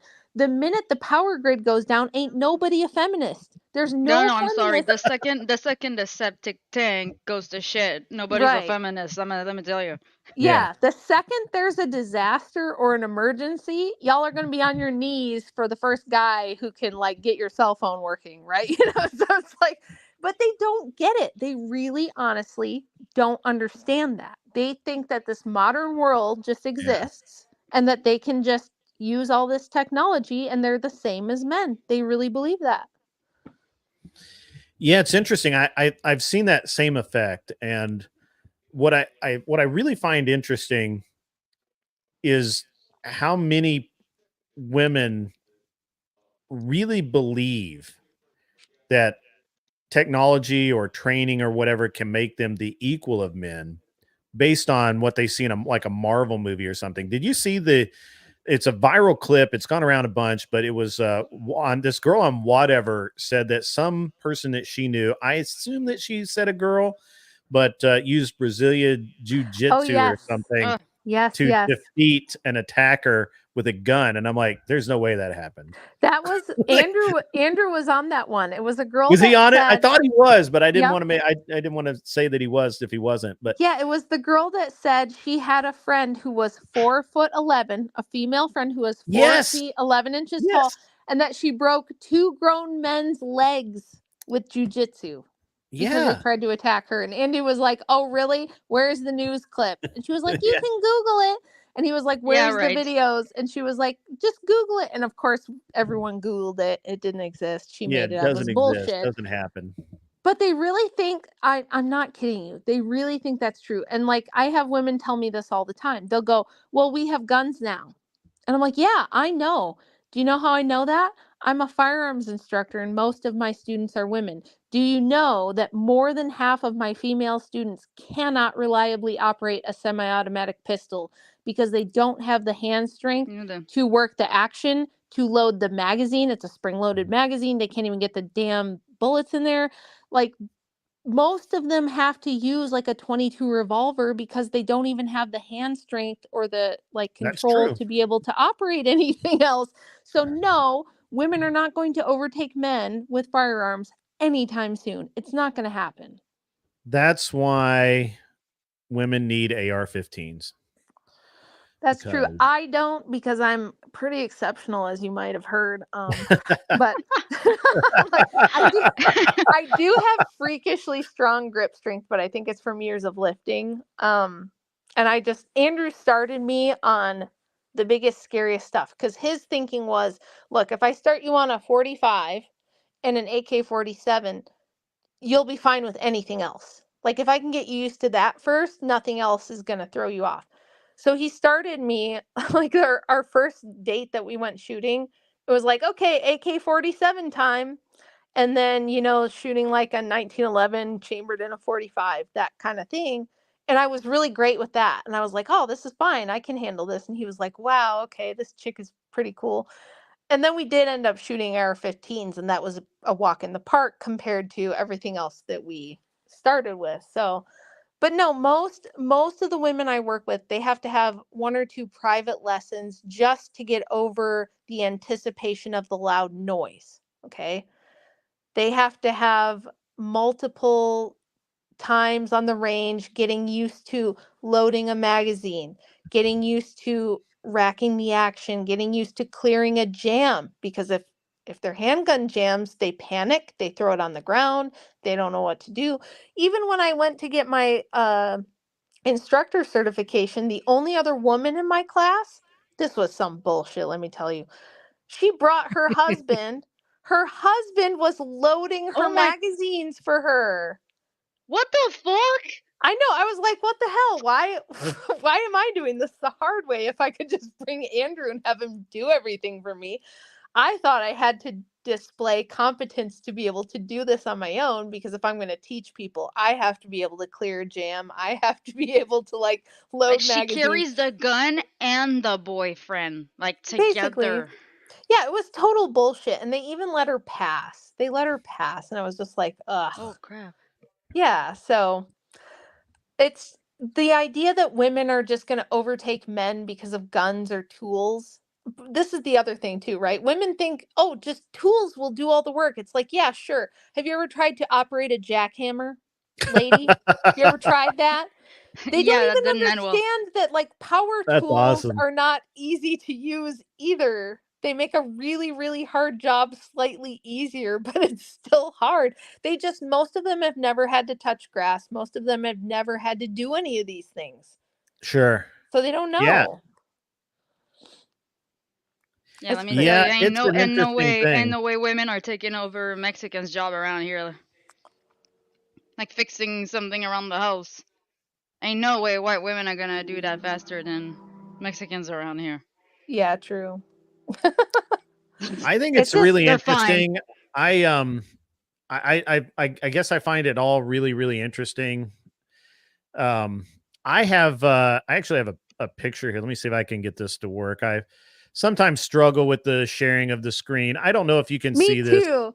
Don't feel bad. It took me 3 streams to get that right. Yeah. It's an interest. I don't know why I tend to have a little bit of trouble with it, but that's okay. What are you having trouble with? I would always either not have the sound right or not share the right tab. I don't know. It took me a couple times to get it. I think that's I have a separate computer. Yeah, so that's my wife. Sheesh. Shooting a match. Nice. And yeah. Back this was in Reno a few years ago. Oh, great. And yeah, and and she just randomly just, it's like we were pardon me. We were out I was going to go shoot the match anyway. I shot the 3-gun match the day before, and then they have this that's called action pistol. It's like USPSA but not. Yeah. The second day, and I'm like, hey, you should come and do this with me. And she's like, yeah, sure, why not? And so to get that out of the way. And so yeah, she came out and did it, and it worked out really good. I really had a great time, and she did too.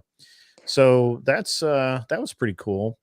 I would love to do some competitive shooting in the years to come when I have a little more time.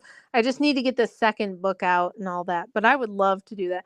Andrew has no interest. He's been there, done that with everything in the gun world, and he's like, it's fun and all that, but I would love to do it because I'm I like technical shooting and that sort of thing, whereas he's more of a gunsmith oriented kind of guy, and I'm like, oh, I'd love to learn really, really hardcore technique stuff. There's a really good group in Michigan where you guys are at. I know the guys. You'll have to introduce me. I will do that. I really will. And Vortex is up near you guys, and all the guys that work over there are competitive shooters, and they're great. They're great people. And so Sport Brand, that is a CRKT HC6 on my armor. I'm glad that you recognize that. That's a rare thing. Odd that you know that, but it was fun. Is like yeah, he actually, that's exactly what that is. And so it's pretty funny. I sometimes shoot matches in armored division, and one of the things they require is a fixed bladed knife with a 4-inch blade minimum. Wow. So yeah, that sounds fun. One of my older daughters is a really, really good shot with a pistol too, and I think I'm always telling her she should do it too, because she's really, really good. She's just one of those naturally gifted people where you just put a pistol in her hand and it's like, damn, she's just really good at this. Yeah. That's awesome. Yeah. That's awesome. Were you able to see the pictures of the when I changed to my rear facing camera? I don't think so. Let me do that really quick. You can see that. I've been doing it off and on every time you would start talking about guns, I would do this. Oh, nice. That's pretty cool. Yeah, that's Yeah. pretty cool. I think this is the other difference when I figured out when I'm talking to other people online or like women especially. I grew up in rural Midwest America on farms, okay? So like all this stuff, like the tomboy thing is very common where I'm from. I'm not particularly special where I'm from.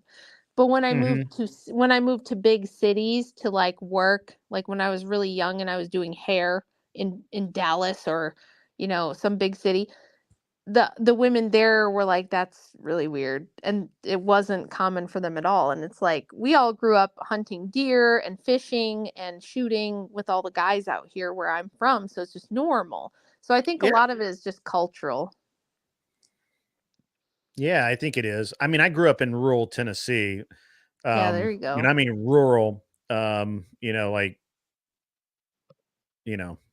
actual rural. Yeah, And me too. Way out in the middle, like 40 minutes from anything.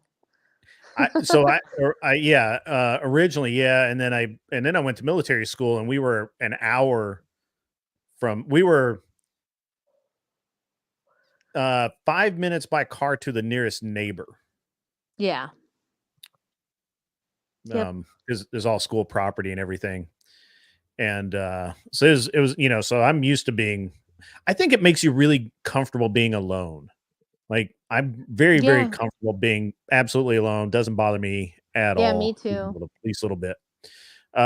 Clover Tack, who is a great guy, was on his show earlier today. We had a great show. If you guys listen to audio podcasts through the day or whatever, go listen to it. It was a lot of fun.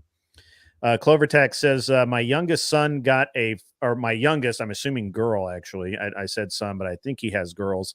Got a 5-year free college ride through shooting sports. There's a lot of benefits for girls in the shooting sports like that. My son shoots sporting clays and skeet and trap. As a matter of fact, I have a picture of him.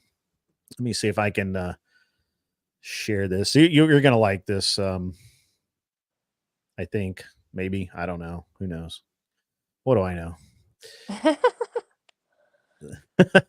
I have a lot of self-depreciation. You just have to.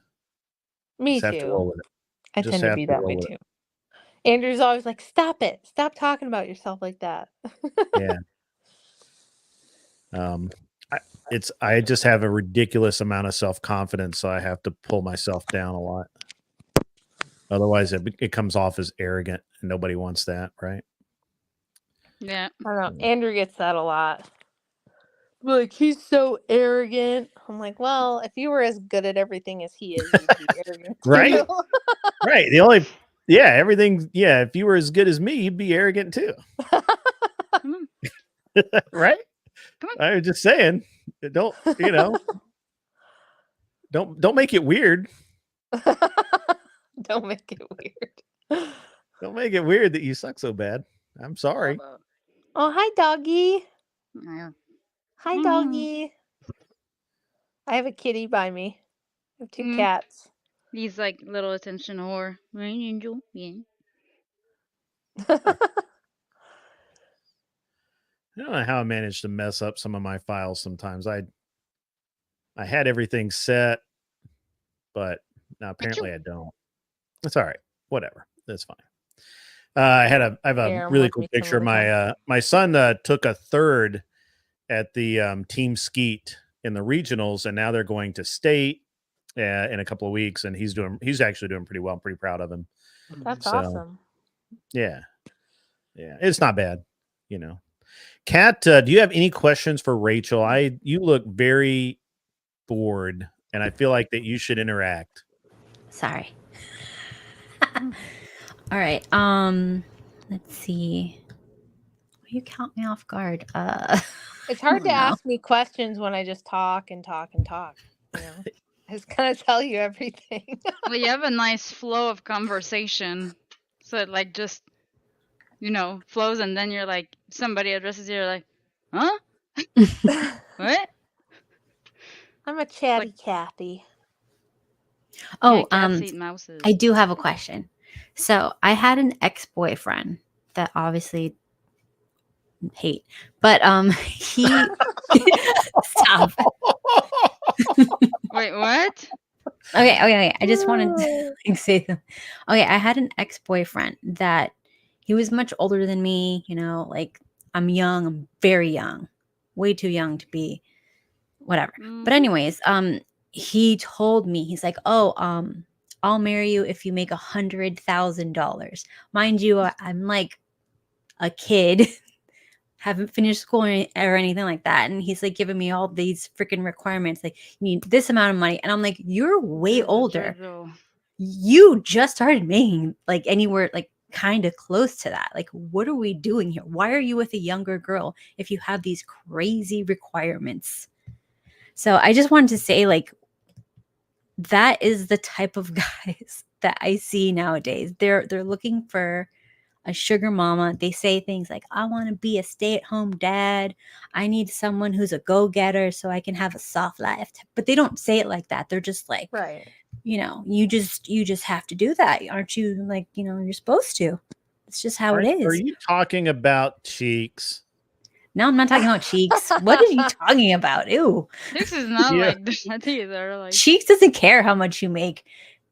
Cheeks doesn't want you to make shit, actually. Just make babies for him. Yeah. Have my babies, bitch. All I can say about that is that those type of men have always made my ovaries recoil. Like, I just... Oh, why are we bringing ovaries into this? When did this? No. We gotta dial this back a little bit. It's biology, Grid. Sorry.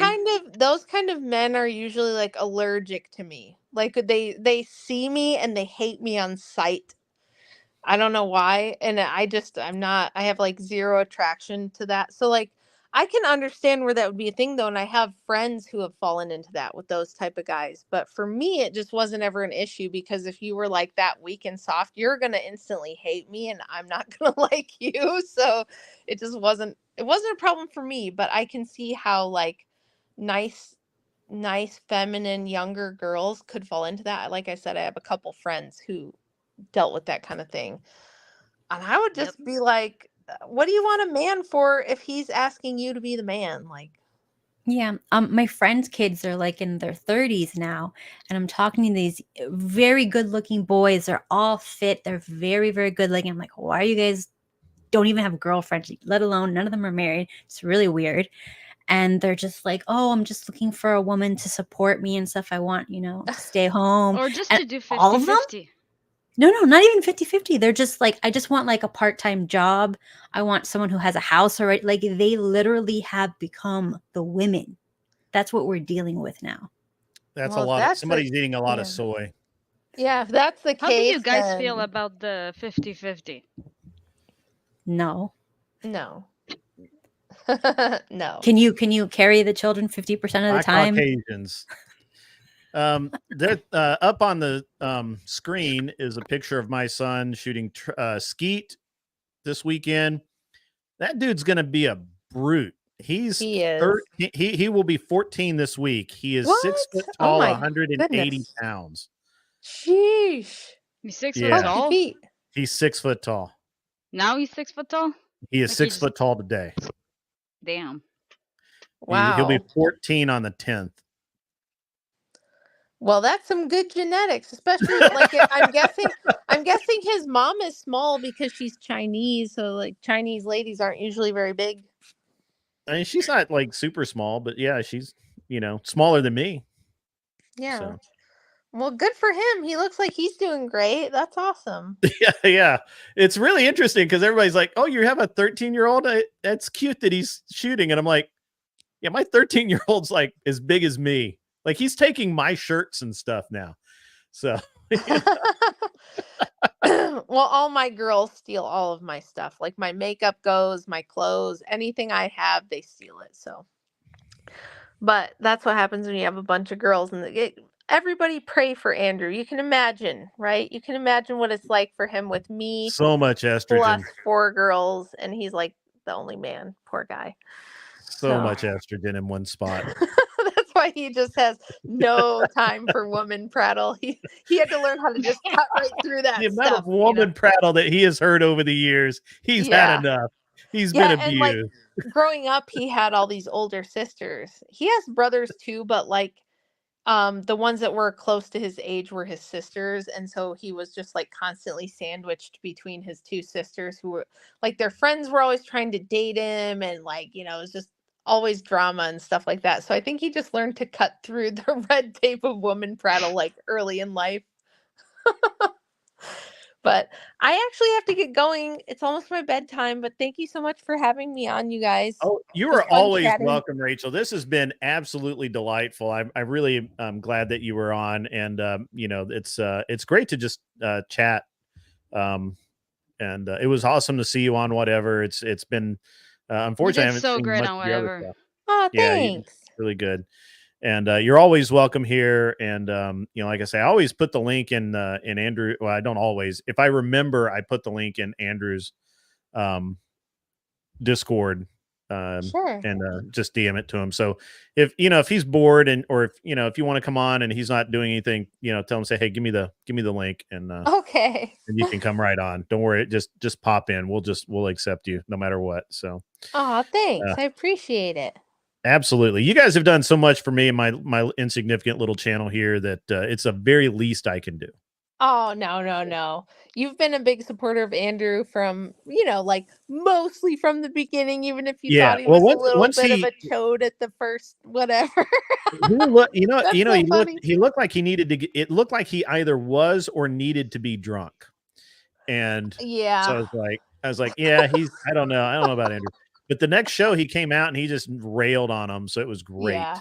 Great. I think he just needed to get his bearings of like what that show was in person, which now that I've been there, I understand why. Yeah, it's hard to read the room there. Right. It is. Yeah. Well, like, yeah, when I was there, like the first one, I was nicer too, because none of the girls even really pushed back on my first episode. They kind of just rolled over. Oh, that was awful. That was awful. Yeah. The panel was terrible. And then and those were all just like last minute girls we had to recruit from the street because only one person that was actually booked besides me showed up. So everybody else had to get recruited last second. They had no idea what they were walking into. So they kind of just didn't put up any opposition. But that second panel was wild. And like, it was crazy because at the beginning, I didn't know if me and Leonardo were going to get along. I was like, I could see this going either way. Either me and her are going to fight and it's going to be vicious, or we're going to gang up on the rest of this panel. And that's mostly what happened. So it worked out pretty well that way. But yeah, the second one was a lot more fun. It was great. Well, I won't keep you. I'm sure that you need to get to bed. I know you need your sleep. So, and Kat I'm actually shocked that Kat has stayed 4 hours. This might be a record. I'll have to check. Pretty good. School's almost over. School's almost over, so she can stay late. Yeah, she'll be able to stay late then. But that's funny. Well, thanks for having me, guys. I'll see you again sometime. Good night, Mrs. Wilson. Good night. Well, thanks for coming on. Bye, guys. Bye. That was great. All right. Mrs. Wilson is the coolest. That is correct. All right. Apparently I have an echo. I'm not hearing an echo on this end. No, you're not, but on my stream, it's like it picks from 2 outputs. Yeah, I don't know. Don't know what you got going on over there. Yeah, Mrs. Wilson was quite awesome. Quite awesome. Kat, do you have any do you have anything you want to just throw out there? You look like you're wait. What? Did you get any recommendations on a chair? Yeah, I don't have like $2,000 for a chair. Like, what do you think? What about this gives you $2,000 for a chair? She's in the middle of a house remodel, guys. She's lucky to be able to afford paint right now.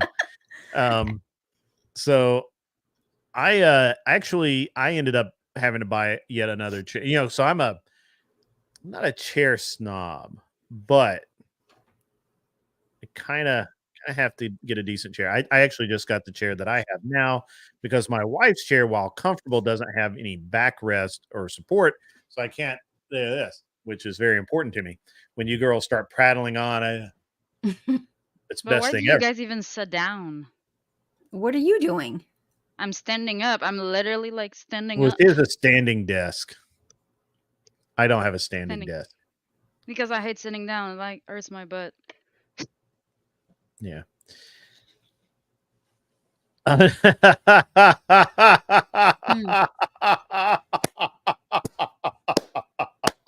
Yes. Yes. It's not that funny, good. Yes. Let the chat Sims buy you a chair. Sims never buy stuff that costs like a lot, unfortunately. They're usually broke. They are actually. Yeah, I think I paid like 150 or 180 bucks for the chair. Facebook Marketplace, cat. Yeah. I need something for my legs.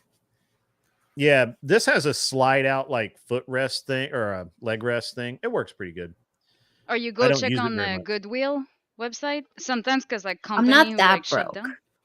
No, but they have some shit that's like brand new and you can expense it as a charity donation on your taxes. I suggest that you just buy a reasonably priced chair, put it in your house and call it furniture. It's good. But yeah, that Kevin Landers, you rock. You rock, bud. That was great. That's great. Could ever buy a used chair? Well, sometimes you don't have any other options, you know? Mm-hmm. So what about like hate stuff? Because I got some hate stuff. Oh, yeah. We didn't get to you. We got to me, but we didn't get to you. Yeah. Let's go with your hate mail. So sorry. I've been accused of being a man. And yeah. And you have boobs. You're training. Well, I guess men have boobs now. Get with the times. And apparently I have a thick mustache that they can see. No. I would have told you. I mean, I am half Persian, but I didn't realize it was that. Pro, I think they canceled the TikTok invasion. Otherwise, I would be there right now. But yeah, if he does the invasion, I will we will shut down and I will go do that. So I will have fun with that. I really want to. Continue. Sorry. What? Your mustache. Oh yeah. You have a mustache? Wait. I'm being accused of, full mustache. What? There's no mustache. I would have told you. Like I got my filter is like it really sucks. There's no mustache. There's no mustache. If there was a mustache, I would have let it slip by now. Well, anyways.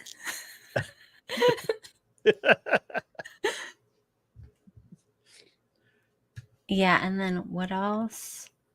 Well, just women have been messaging me hate, but like nothing interesting. Of course they do. Nothing interesting. Like it's always like, I hope your husband leaves you, and I hope you're on the streets and all this stuff. And it's just like, you guys seem nice. Yeah. They seem nice. So I always reply like, "Oh my god, thank you for like watching my content. I'm so honored." Damn. Should I reply? I think it's kind of fun if you have the time. Yeah, if you reply, actually, you're less likely to get some because they always put out there thinking that you're not even going to read it. Oh. So, yeah. They think because they don't see you as a person. They just see you as a fictional character because you're behind a screen.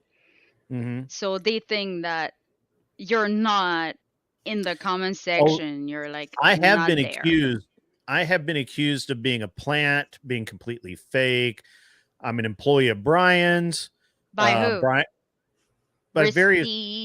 By various trolls. Receipts or didn't happen. I don't put stuff out there like that. It gives them too much fame. It gives them too much fame. I don't even mention their names, screen names or otherwise. I find that if I don't feed them, they starve. So no, they keep on going. Trust me, I've been doing that just gives Instagram me for more a while. material. I mean, you know. So apparently Andrew is doing a TikTok invasion in 20 minutes. So Kat, you might actually make it a full stream. Oh my gosh. Oh my gosh. So you guys can keep this. Oh, look at that. Look at that. Kat Now is has the echo fixed? You know, Kat, Chat? you would not be an attractive man. I'm just telling Why you. not? What are you talking about? I would be There's a great filter. looking We man. can check. There's a Kat, filter. do you have the Snap camera? What's that? The Snapchat camera on your computer. There's a filter that shows you how you would look like as a dude. Oh my god, I think I did that. Not on. Yeah. What? Yeah, a long time ago. How am I getting in trouble? What am I? Wait, I missed something. Go. I gotta go up. I was so hot. Saw myself as a dude. I was kind of scary. I looked like Berto. No. Seriously. Like a really pale Birdo. No, they actually put me darker. Do you feel like your dad now, Kat? I look nothing like my dad. We just have the same skin color and stuff, but no. I have like more like my mom's structure. That's probably fortunate. Thank God. Fortunate. It could have been rough. Could have been rough, right? Yep. Yeah. Yep. Like that chick on whatever last night. Did you see her jawline? I mean, my God. That was like looking at Joe Swanson from freaking Family Guy. It was huh? What? I'm being serious. It was really bad. Like I literally was like, is anybody else calling Thunder from Under? So I rarely watch it on Tuesday because I'm writing. And if I do, it's like from my phone, it's like a tiny screen, and I usually just play it on like 140 resolution because. Yeah, like, pink shirt. She has the pink shirt on. You can. I mean, if you dare, go check it out. But and one of them was like super fast. I think you could safely call Wang on that one. Yeah, I called her a linebacker. I'm like, this is a linebacker in pink. What does she bench? I don't know. I feel like the whole like making fun of appearance is like it's really like your jawline. It's really not something you can change. So that's kind of like lame. If I could, I would. Bay Street Racer. I did too. And actually, I TTS that we needed to leave her alone because she at least was not a whore. She's just big. That's okay. You know, some people are that way. Yeah, but it's like out of all the dumb shit they say, you go for their appearance. Like there's enough material to work with. Yet, so. Yeah, she hadn't really had time to say anything. But yeah, the linebacker in the chat, was mods. The linebacker was terrible. You've got some spammers in your Twitch chat. In my Twitch chat, I don't have any mods. Viewers. Yeah, there's a Twitch going on. I don't have. Guess that you? I do have Twitch going on. Where is Twitch? Is this Twitch? No, that's X. Is this Twitch? That is Twitch. I don't have any Twitch mods. I probably need Twitch mods. Well, your Twitch is probably dead, like most of us.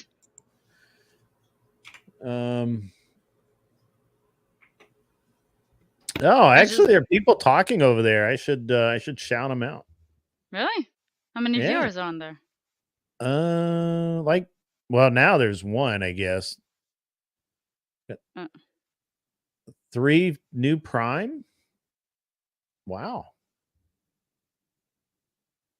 Interesting. A lot of people have been generous. They took the Prime away from whatever and gave it to you. Could be. Why wouldn't they? That's funny. Right? No, that's funny. Yeah. So this guy probably needs to be. I don't. I'll have to get some mods over there on Twitch. I've neglected Twitch, so I'll have to. It's kind of dead now, isn't it? It was like really, really like huge there for a while, and then it just I kind of don't like think it was ever that huge. I think it got overhyped. And I think that now it's just feeding off of AWS because it got bought by Amazon. So it's like everything that they do, like they sell, like the Amazon store. Prime time.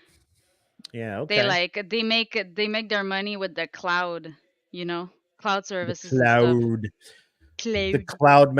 The clan cloud of the whatever from the Highlander. Yeah, that one. Yeah. All right, guys, I'm actually if Andrew's going to go live in like 10 minutes to do the Twitch or the TikTok see, I don't have TikTok, so I have to like piggyback on somebody else doing a TikTok invasion. Oh, you probably couldn't, to be honest. I have with Birdo before. So yeah, I don't know how he did. Yeah, I have. Yeah. I don't know how they do it, but they do it. What's up, Lag Dads? Grid1 man. Yeah, he's on Twitch. Yeah. Look at that. Twitch. Oh, you're on X too? And X. Oh, dude, I'm universal. I'm on Rumble right now, baby. I hate X. I'm still shadow banned. It's fucking annoying. Well, maybe you ought to be a little nicer and you wouldn't get shadow banned. I'm teasing. You're nice. I don't know. You're perfectly nice. I'm just mean to Hunter Biden, I guess. Yeah. Grid1 invasion. There we go. He's watching me on 3 screens. That's awesome. That's like such a Evan O'Brien. Evan O'Brien in the house. Who? Dude, you should have come on, man. You're funny. I like you. You're all right. Watching me on 3 screens. That's sweet. That's so cool. I have 4 screens, but I don't bother to turn them on. I should. I went from like a giant super duper wide screen and 2 giant monitors to like a tiny screen that like I can move because like the screen takes too much place and it gives me crazy eyes. We already had crazy eyes. Evan, man, sorry to hear that your wife isn't well. Good on you for making dinner, dude. Solid work, bro. We'll catch you another time. You're a good dude, man. That's awesome that you did that. Very good. Very good, man. I would have peaced out. I'm getting tired. I'm so sorry. Is Andrew live yet? Can I raid him? Is he up? Is he live? You can't leave yet, Kat. Stop waving like you're leaving. You can't leave. Sorry. You probably want to, but you can't. What? Oh man. I don't have a link for the dude. I need the link. I need the link. Andrew, come on, man. Mr. E, are you in the house? Where's Mr. Oh, what happened to Josie? She's gone. I turned my back for 1 minute.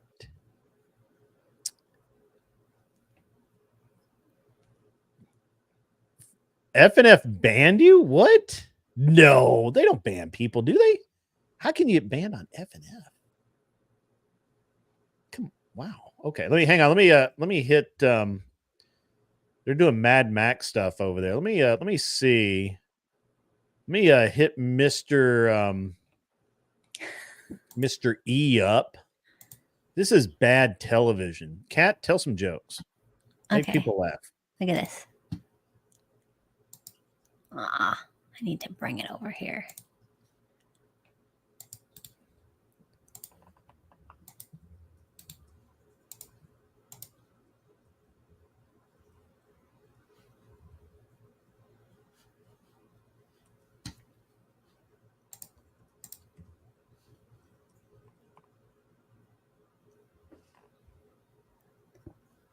What?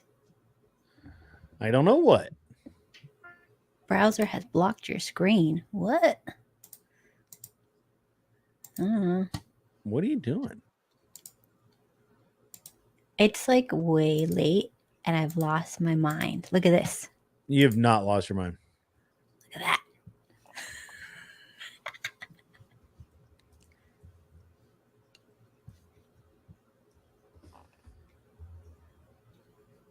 All right, so they're going to start up right away. So just you guys just chill, hang out for a minute, and we're going to Kat was going to tell a joke. Apparently she has lost her mind.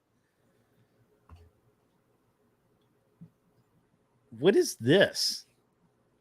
Funny. World War III is coming. We have the Templar Knights on the other side. We're so back. That's right. No? Okay. I thought it was funny. It's pretty funny. I mean, it's kind of funny. It's kind of funny. All right, let's knock that down. That's kind of funny. It's kind of funny. The Rumble link. Let me the Templar Knights. I got the link. All right, so let me do the copy.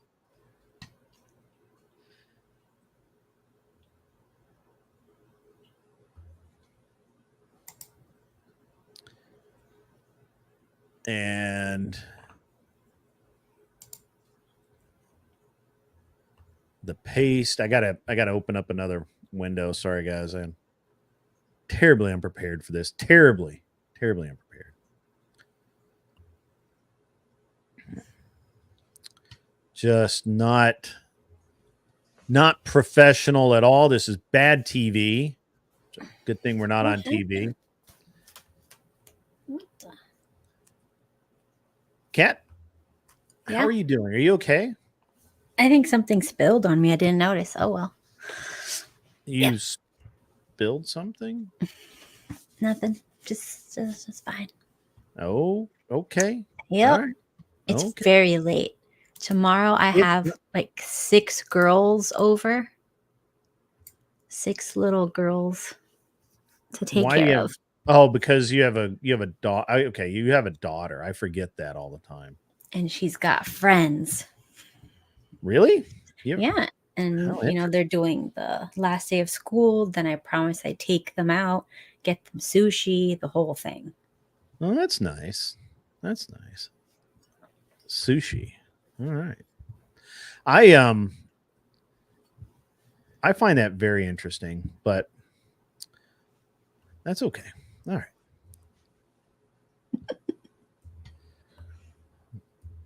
There we go. Hit the save button. All right, we are set. Guys, I'm going to send you over to Andrew's chat. I will be along shortly. Kat, say good night. Good night. Good night, Kat. She peed. You wouldn't let her go. She did not pee. I hope. Maybe. You. Good night, Kat. Good night, everybody. Get ready to teleport over to Andrew's stream. You guys are the best. It's been a great show. Have everybody. We'll have everybody back tomorrow for the day shift. If you can make it, great. If you can't, that's okay. It's fine. No harm, no foul. You guys are headed over to Andrew's. But for now, you know what I say. You're gonna have to go home. You can't stay here. Get off my